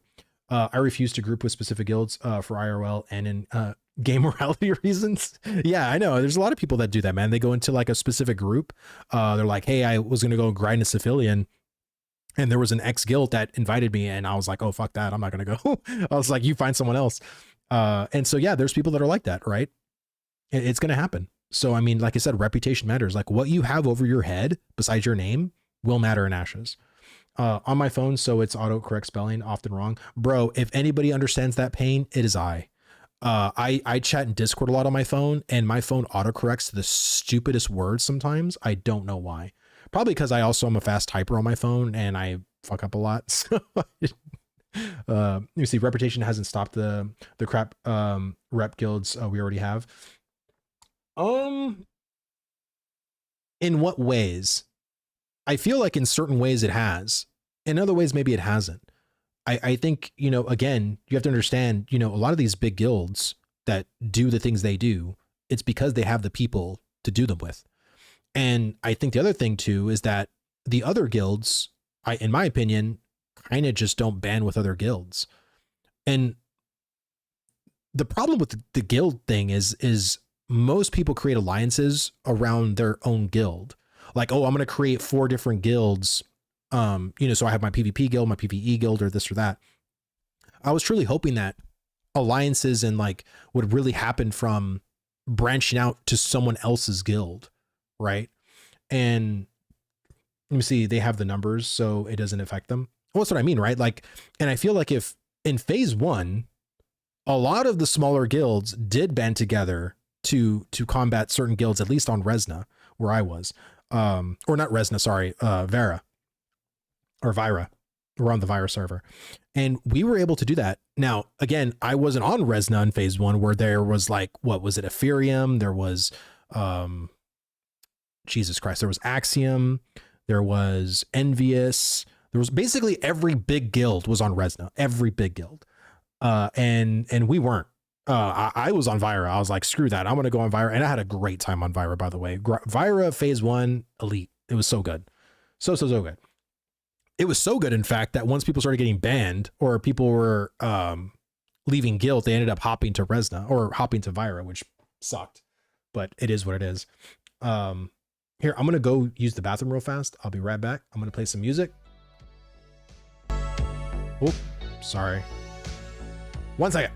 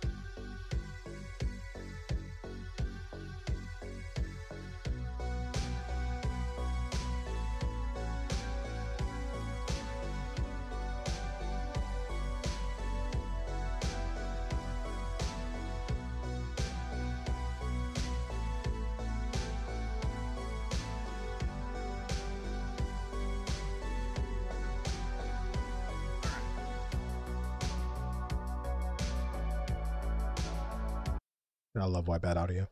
All right. So I want to ask you guys a question. So for people that have been participating in the PTR, if you could rate the questing experience from 1 to 10, what is your rating for how it currently sits on the PTR?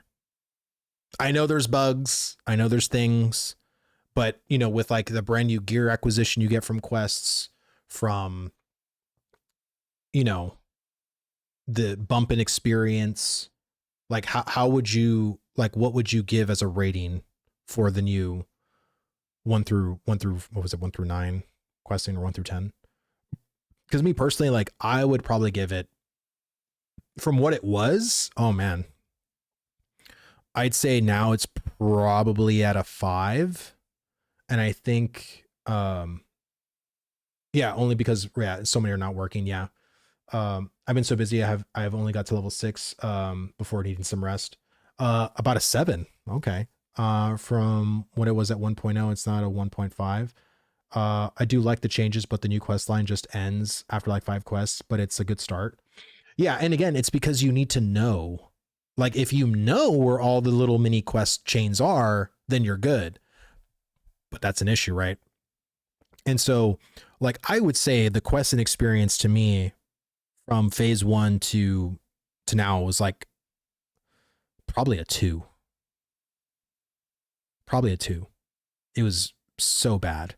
I never quested really. I did a handful of quests. I think the commissions, I like commissions. Commissions to me are kind of like sprinkles, but we were missing ice cream. I can't eat a bowl of sprinkles. You know what I mean? Like that's to me, like I want commissions to feel like they are very rewarding. Now, I think commissions are really good. If you're not doing commissions, you need to be doing commissions. But I feel like, I don't know if I want certain commission boards to be 24 hours. So like, yes, you can go to different boards, right? So you can go to the board in Lion's Hold, do all of those, and those go on cooldown for 24 hours. Then you can go to the board in Avian's End, do those commissions, and those go on for 24 hours. That way, I feel like they actually can provide a little bit more experience, because yes, they're repeatable, but not so repeatable kind of thing. Because I think the other problem with the commissions, and I think why I like the Lion's Hold commissions, is because you can do all of the commissions there and it kind of still leads you on your main quests. And the other thing too is that whenever you complete a commission, it says quest completed, and I wish it said commission completed, right? So right now, when it says like destiny completed, it says that now, which is great, but there needs to be a differentiation of like actual quests and commissions and when they're completed. But the commissions need to kind of go or be around where you're naturally questing, right? So it feels like they're being additive to your experience rather than, oh, well, all of the commissions are kind of like over here and all of my quests are like over here. So I guess I'll just do these first and then run my way back, over there. Like that's kind of like what it is, right? Commissions need to scale when you reach higher levels, or villages/towns need to have higher level ones available. They stop providing meaningful benefits once you get from 14 to 15. Well, that's what I mean, right? Like, and I think the other problem with that too is the fact that there hasn't really been any new commissions being added to the board. I think we've had the same commissions since commissions were added, right? I mean, maybe there's been one or two brand new ones, but I mean, I think for the majority, like we don't even have we don't have the plethora of commissions that I think we should have. But hopefully we'll get them. That's going to take time for sure. Do we need max level to enter instance battlegrounds, or will it be early access? Yes, you asked that question before. I'm so sorry. So you don't need to be max level because there isn't any instance battlegrounds. There isn't any instanced anything in Ashes of Creation currently. There will be instanced dungeons in the future, but we haven't gotten word if there's going to be any kind of instance battlegrounds. So currently, if you want a PvP, at least currently right now, how it sits is people are just doing skirmishes, right? So, and you can do a skirmish of like, whether it's guild versus guild, there's guild wars, there's going to be node wars, there's going to be node sieges, or settlement sieges, sorry. So there is going to be certain PvP things, but I would say there definitely needs to be more incentivization. There's also going to be caravans, which once they do the pass through of, kind of incentivizing caravan travel again, those are roaming PvP battlegrounds basically. So anytime you see a caravan, you can either choose to attack or defend. And if you want to attack the caravan, and then everybody around the caravan is defending, you will be an attacker. And believe me, people had a shit ton of fun doing caravans because of the PvP encounters with them. Closest you'll get to instance of settlement sieges where the attacker leader is defending the major mirror picks. Yeah, that's basically the closest you'll get right now. I think Sweaty Your Brow is going away soon. I'm basing this off of how you're making your tools and picking them up. Yeah, it even said so in the patch notes. They're actually retiring the Sweaty Your Brow quest, which is a great move, Intrepid. Great move. Again, I would rather have people actually use the real benches. I would have a quest where you can go and make a novice tool. Have one of the destinies, one of the little stars on there as actually to craft a novice tool. So if that's one of the things on your destiny thing, oh, okay, I got to create a novice tool. What does it take to do that? You're going to go to a real bench. And you're going to find out, oh, okay, I need to get 10 timber of any kind. I need to go and get 10 copper fragments, and I need to go and get a basalt weapon mold. Cool. Awesome. And then they're going to literally do the real process, the real gathering, the real processing, and the real crafting as a brand new player. I think that's like way better than doing these like trainer benches that don't do anything else other than just complete the quest, because all that provides is confusion. So I think, again, great move that they're going to be retiring that. Hey, Vladis just checked the sweat quest yesterday, and it's still there, even though they said it's down. Well, yes, they're going to be retiring it. So I'm pretty sure that it is going to be going away, and there's going to be a new way to potentially acquire your crew tools. Now, I've said this before too. And Steven, if you're still watching, I really recommend just give your crew tools right when you spawn in. Like, seriously, like if you guys are willing to give us like a main hand and a range weapon when we spawn in, why can't we just spawn in with all of our crew tools too? Or the other thing you can do was the first quest that you get to either go to Samia's Hope or to go to Lion's Hold, and you are rewarded with your Lion's Hold charger or your Samia's Hope charger or whatever. Just give us the crew tools with the rewards there. Like, here's all your crew tools and amount. Thank you. You know what I mean? Like, whatever way is easier for y'all to code, I'd be super happy with either of those. check out what I mentioned earlier. Tell me what you think. What did you mention earlier? Let me scroll up real fast. Sorry, it's hard, dude. Chat's like moving for me. I wish players could put their own commissions on those boards, like a crafter / processor requesting certain materials, and they can put a commission up for what they are looking for with the reward.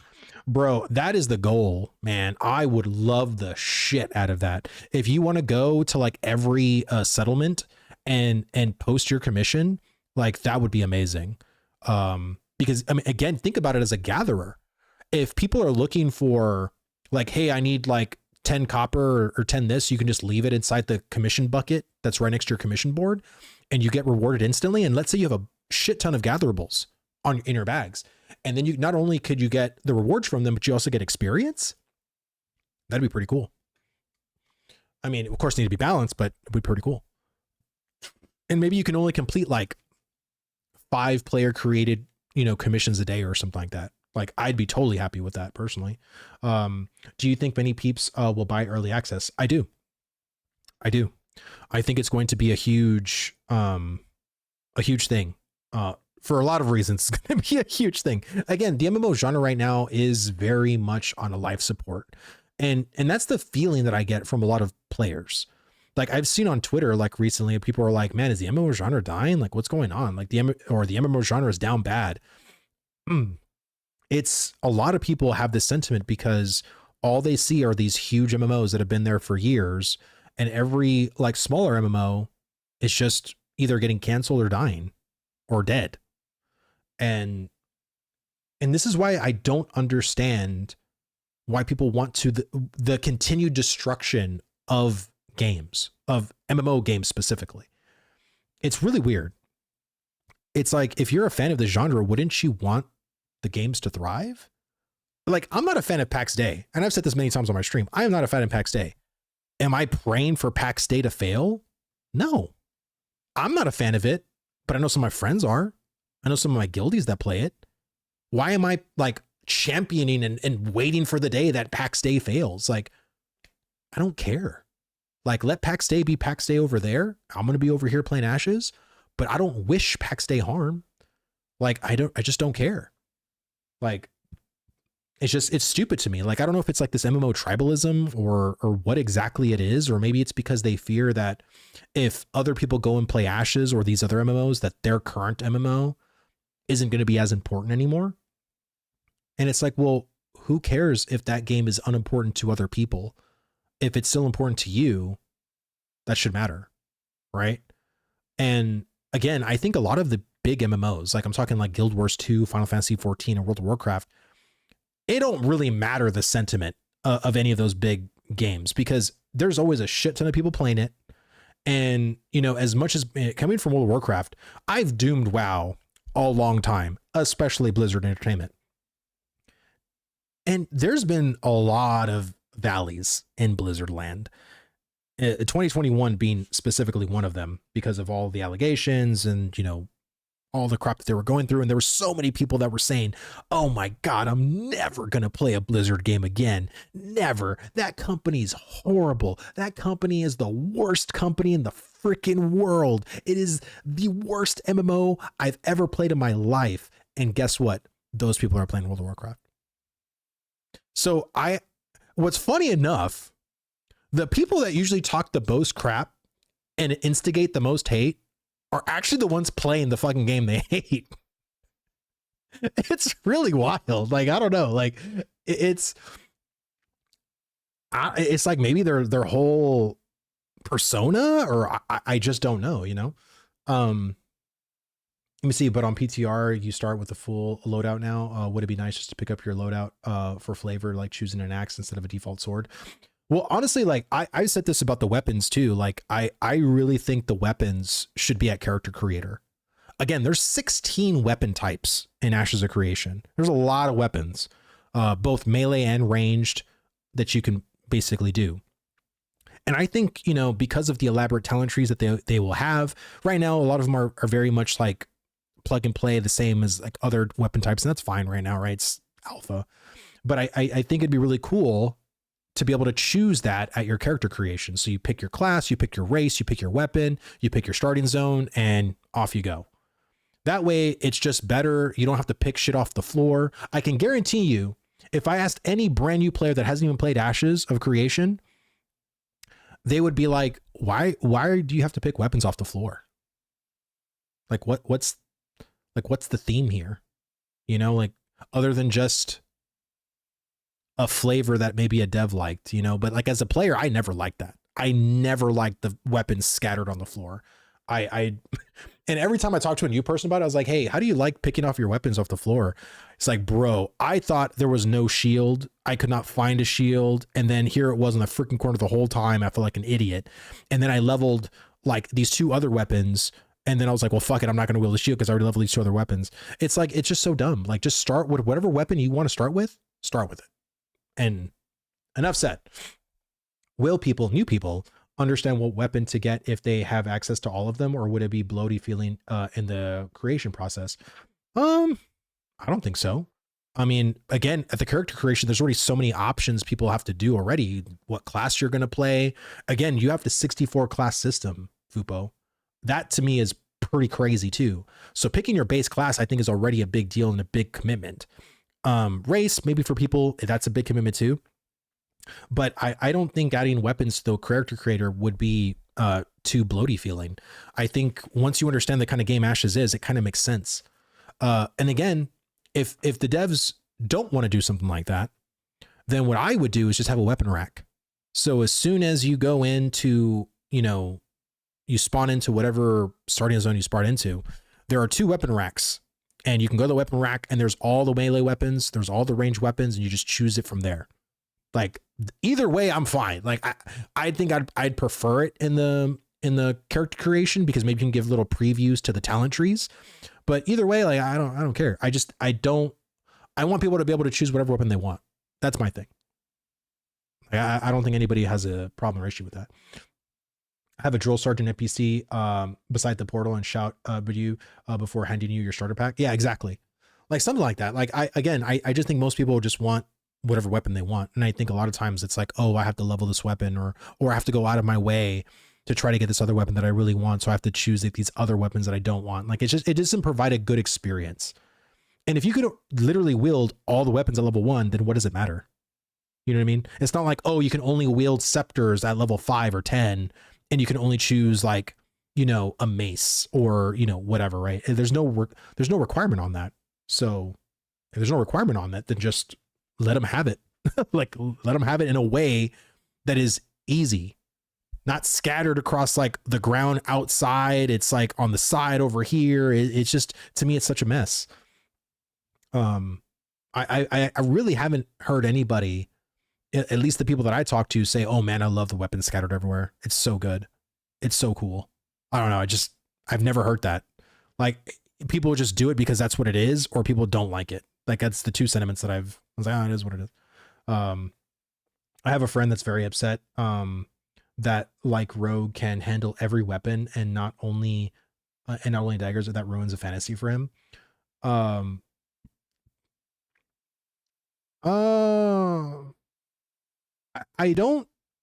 mean, it doesn't do it for me. I mean, I think certain people, if you want to wield daggers, you can. I feel like just because a class can wield anything, I mean, again, that's his prerogative to have that opinion, right? But I think it's kind of cool that your class is literally open to everything. And again, coming from, WoW that I came from, right? I played vanilla WoW all the way to retail. Having limited weapons kind of sucks in my mind, because it's like, if I pick up a really good uncommon weapon and it's like, oh, I'm a shaman, I can't use this. It sucks. Like, I don't know. I never liked it. So for me, it's really refreshing to actually be able to wield whatever weapon I want. It's kind of nice. You see, I'm not a fan of the weapon scatter. I can never find the weapon I'm looking for. At least we need a weapon rack or something. Yeah, my sentiments exactly. Either character creation, weapon rack, something, because I can guarantee you a lot of people are going to come in on the 11th. And if there isn't a weapon rack or something to choose their weapon, I don't think that they're going to like, because either one or 2 things is going to happen. Let's just be realistic. either they're not even going to pay attention to the shit on the floor because they're literally just going to go and see 2 NPCs with big old exclamation points. They're like, oh, I need to head there. And they're not even going to look at any other plot. Like they're not going to go and look on the floor or anything like that. And they're either just going to start using the 2 weapons that are defaulted on their character, which is fine. And I think most new players will be fine with that. It's like, you know, maybe you'll have the occasional brand new player that's like, oh, I don't want a 2-handed sword. I want a 2-handed axe. Like, and maybe that'll happen. And then that person will ask, well, where do I get a 2-handed axe? Right? Like, but I think for the most part, they're just going to be thrilled to be in the game. They're going to go out, see the quest. They're going to do the quest. They're going to start following the quest. And I think all of the shit that's going to be on the floor will just literally be oversought and forgotten from a new player's perspective. Like that's what I realistically think that's what's going to happen. I agree, but 2-handed sword and rogue looks weird, but cool. It's a balance issue, I assume. Daggers are worse in terms of DPS. Yeah, and of course, like numbers are always going to be balanced, right? I mean, I love daggers. I love the way the daggers feel. I love how fast they are. But of course, balance passes and everything like that when it comes to weapon types are definitely going to be a constant, you know, constant issue, right? It's going to be constantly iterated upon like as we continue forward. Devs need to add more magical gear sets. Mid has 3, heavy has 3, light has a dozen. I didn't know that, really? I mean, like I said, there's a lot of gear types, just a lot in general that needs to happen when it comes to econ. They already added thousands of recipes to phase 3. And they still have thousands more. Like seriously, it's crazy. It's the backlog in general when it comes to creating recipes, the gear, the stats, bonuses, like all of that. It's just nuts. Default weapons with initial starting craft quest, having you make a weapon could be a solution. I love that too. I would love for you to make like an actual novice weapon, right? Whatever novice weapon you want. I think that'd be really awesome. Like you can go and craft it, you know? And again, I think that should maybe be a Destiny too. Create a novice tool, create a novice weapon, maybe even create a novice armor, like just like one, not all of it, but just like, hey, create me a novice piece of gear, create me a novice tool, and create me a novice weapon. I think would be really, really good. Morning Vlad at 6 a.m. down under. Oh, dang, man. Well, thank you so much for coming out and hanging out with us, man. We're just here chilling. We're just talking about ashes. Oh, sweet. I pulled back to take a break so I wouldn't burn out before the wipe, so I can come back strong. Yeah, it's good, man. I think a lot of people didn't do that. I think a lot of people burned out. And for me, I kind of burned out on live, but I was playing the shit out of the PTR. Like I have probably more PTR hours than I do currently live hours. Cause I've been testing, man. I've been wanting to, you know, put in the bug reports and just see like how the game's iterating and where the progress is and everything like that. And, it's nice. It's nice to see like progress, man. Like, and it feels like it's coming along. Like things are moving and shaking and stuff like that. And so I'm really excited. And so, I'm going to make a game that makes you pick up weapons in the beginning of the tutorial and you'll have a time limit. And if you don't pick it up in time, the Churra will insult you and the position of the weapon will change and respawn far away from you. Jesus Christ, you're a masochist. You're a masochist, brother. Oh my God.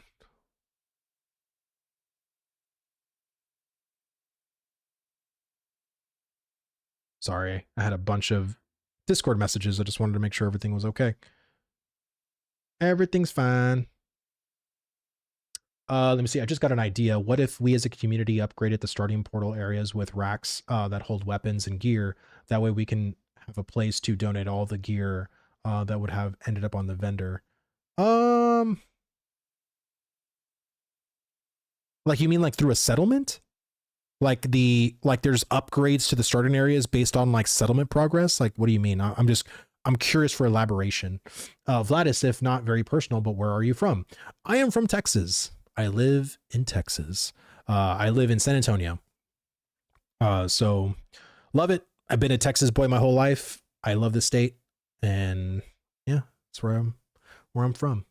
Considering all the systems that are not currently in place, how you can't actually balance the economy when not even half of the stuff is in the game. Why not make it like the PTR with vendors that give all the mats so people can craft and test everything? Having a vendor that gives gold instantly destroys the RMT gold people. So currently in the PTR, they did do that. I don't know if you're referring to it, that being on live, or because I know in live, they're trying to go for an actual realistic experience, right? Of like natural progression, not through like, you know, fast upgrades or vendors that give stuff for free or anything like that. They want like real progression to happen. But yeah, like a lot of the PTRs, like literally the PTR that we did yesterday and today, they had a vendor that had all the materials on it, emblems, all the rarities of everything. And you can go and there was also another vendor where all the crafting recipes, and there was another vendor where you can level whatever professions and crafting you wanted to level 25 and go all the way to journeyman. There was a lot of people who were testing that in the past couple of days. So, and this is why, I mean, I understand it from probably, you know, Intrepid's perspective of not keeping the PTR up, but man, I would have loved having the PTR up over the holiday weekend more so than live. Because I'm not going to go into live. I'm probably just going to take a break until Monday, really. And I know a lot of people are going to do the same thing. There's just no one really interested in the live on the live server currently. Maybe until the events start happening on the 1st, but we'll see. But none of the stations were GM, so you could not test any of the 26 or 29 recipes. Oh, maybe that's a bug, because technically like the item level 26 to 29 are still considered to be journeyman recipes. But I know in order to test the functionality of the master and grandmaster stuff, that's where those particular recipes were sitting for the testing purposes, so to speak. Which I don't even know if that's like, you know, I think it's like currently because of where we are, right? But once we start getting master and grandmaster stuff, and once we have like a higher level, like once we're actually like level 30 and we get into the master tier, like that'll be something too. You see, I'm just disappointed in his hat. He needs a proper Texan hat. Of you want me to do a cowboy hat or what? I have a cowboy hat. It's in, is it? No, it's at my parents' house.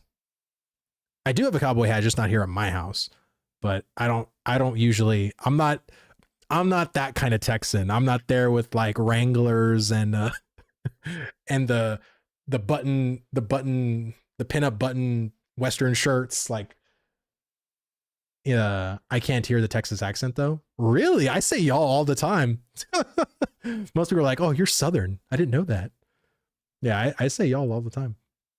Oh my God, we had some new people. Sorry. Probably maybe when I was on break. Happy Grave UA, thank you so much for the follow. Thank you. Hope you're enjoying the stream. And Theft, thank you so much for the follow as well. Thank you. Hope you're enjoying the stream too. Let me see. Don't know anything about Texas. Watch Paris. Texas, that's it. Oh, Paris, Texas, that's it. Yeah. There's only a couple of major, you know, so there's like Dallas, there's El Paso, there's Houston, there's Austin, there's San Antonio. Those are like all the major cities in Texas. Dude, I'm from H-Town. I never knew I had an accent until I spent a summer in Cali. Dude, yes. I never knew I had an accent until I started visiting other states. I went to Virginia. I went to and they have a way more southern draw in like Georgia, Virginia. And then I went to Maryland, where it was like the whitest state I've ever been to. I've been to Connecticut. Yeah, it's crazy when you start traveling, man, and start hearing different dialects. I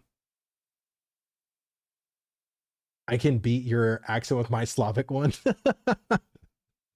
Nice. You're a Georgia peach. Wow. You don't really have a southern drawl, to be honest. No, I don't. I feel like I have an American accent with like a Texan twist. That's how I say it.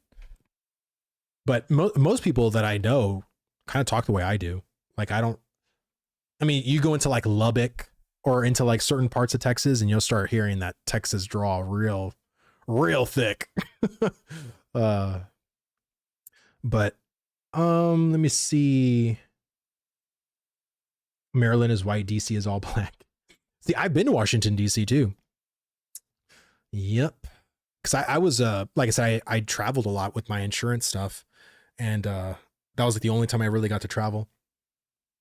Streamflow changed into accent lecture instead of MMO talk. Yes, let's go back to Ashes, guys. Let's go back to Ashes.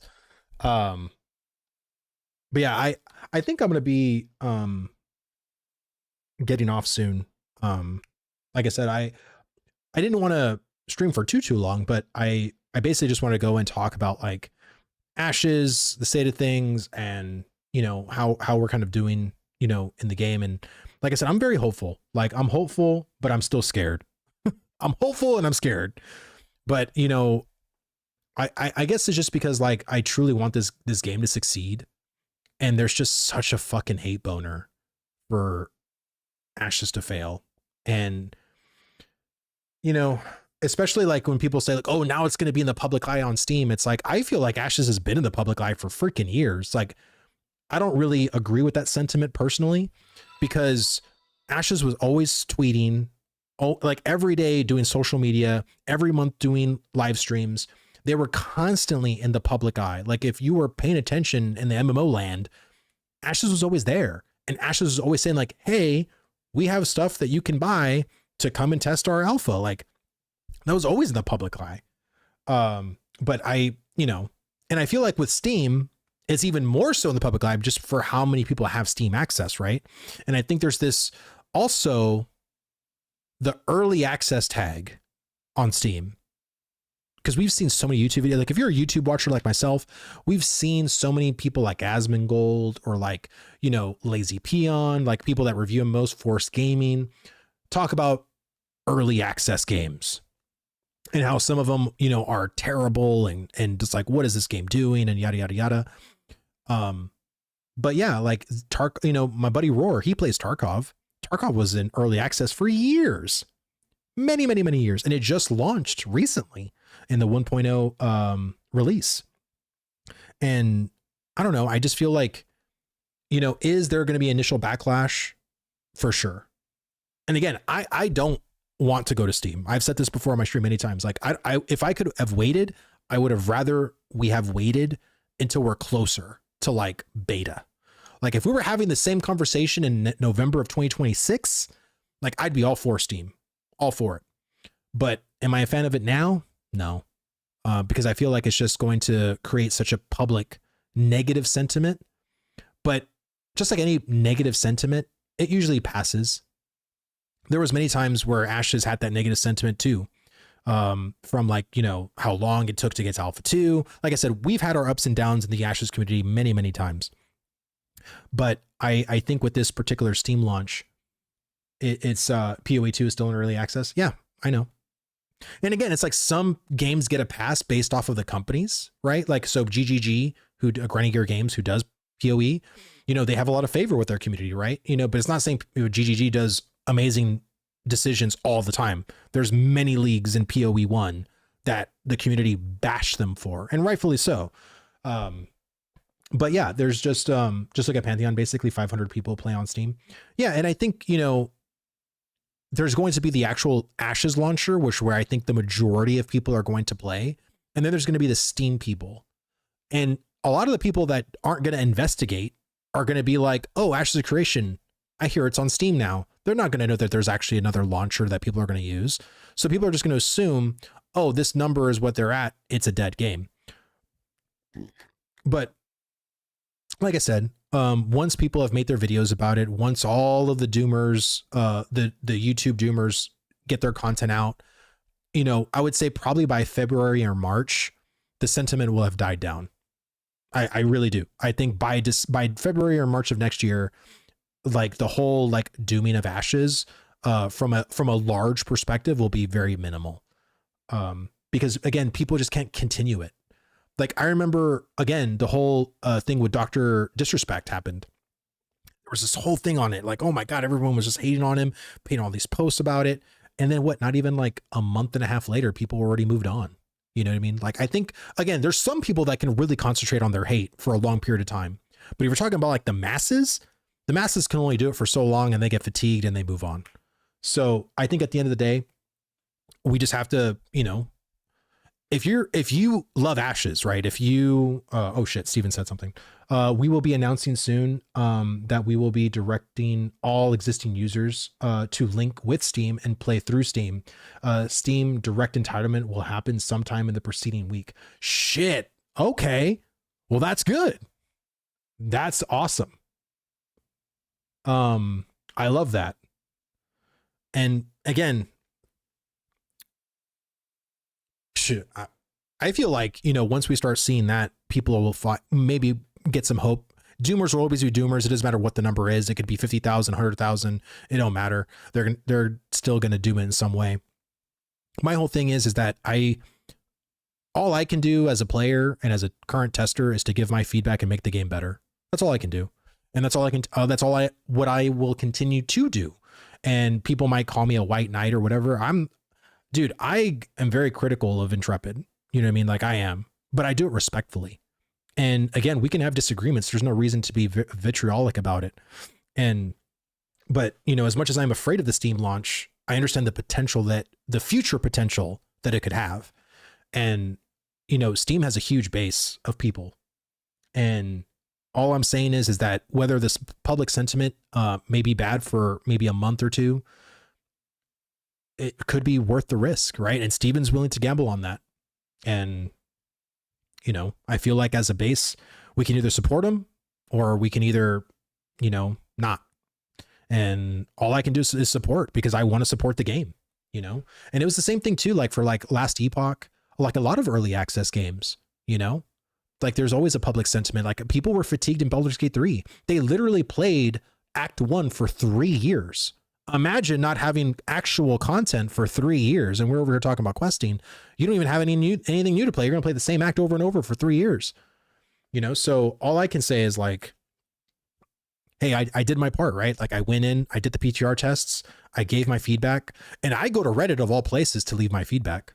And surprisingly enough, like Reddit actually likes my stuff now. Like, I mean, I give my posts, I give my feedback, my critiques of like things that I want changed, things that I would like to improve, directions that I think would be, if they were altered slightly, could be way better for player interest. And I think that's all Steven and Intrepid want from us. Just give your feedback, but they need time. Like, I think the other thing too is that, you know, and some things like I don't mind waiting for, but Steven, bro, a year for new quest, dude? Like, come on, brother. You know, like I'm going to be here for the long haul, so it don't really matter. But I just, you know, it's fine to criticize, you know, but I think some people are going to take criticism to a whole other level. You know what I'm saying? So, Reddit doesn't like anything. Hey, it does. It does. Let me see. I'll take that as I can play Ashes on Steam and keep my current account. Woot. Yeah. I mean, and like I said, if Steven's going to give more info in the future, like I'm really excited about that. And like I said, like this week we have Thanksgiving week, you know, go hang out with your family, hang out with your friends, eat some really good food, get tired, take a nap, and do it all over again. That's what I do every Thanksgiving. It's great. I love it. So with all that being said, guys, thank you so much to everybody who came and to this really off the wall random stream on a Wednesday afternoon, to everybody that came in to hang out, watch some funny videos, talk about Ashes. This is what it's all about here on my channel. So if you like it, if you're watching on YouTube, hit that like button. It'll pump out this live stream to more people. If you like watching on YouTube, I stream on both on YouTube and Twitch. So if you have YouTube Premium, you can watch completely ad free. If you are watching on Twitch, you can always hit a sub and, you know, support the channel. Always appreciate that as well. And I stream usually every Friday at 7:30 p.m. Central. But I did this random stream because, you know, being the holiday weekends, I don't know what we're doing. I haven't even asked my wife. So we'll see what happens. But I'm pretty sure I'm probably not going to stream on Friday. Or I may. I don't know. We'll see what happens. But thank you guys so much for watching. Let me see if anybody's currently streaming. Because I know in the Ashes category, probably I might be the only one. I don't know. We'll see. Oh no, there's other people. Wow, we got some European. We got Dusty. We got Kraz. So we got some European people. I'll just go with Dusty because I was hoping to get someone new, but it's like I don't know if they speak English, and it's like I don't want to. I don't know. I'll just go with Dusty. He's still talking Ashes too, so. All right, guys. Thank you all so much for hanging out. Have a great Thanksgiving weekend, and I will see you guys back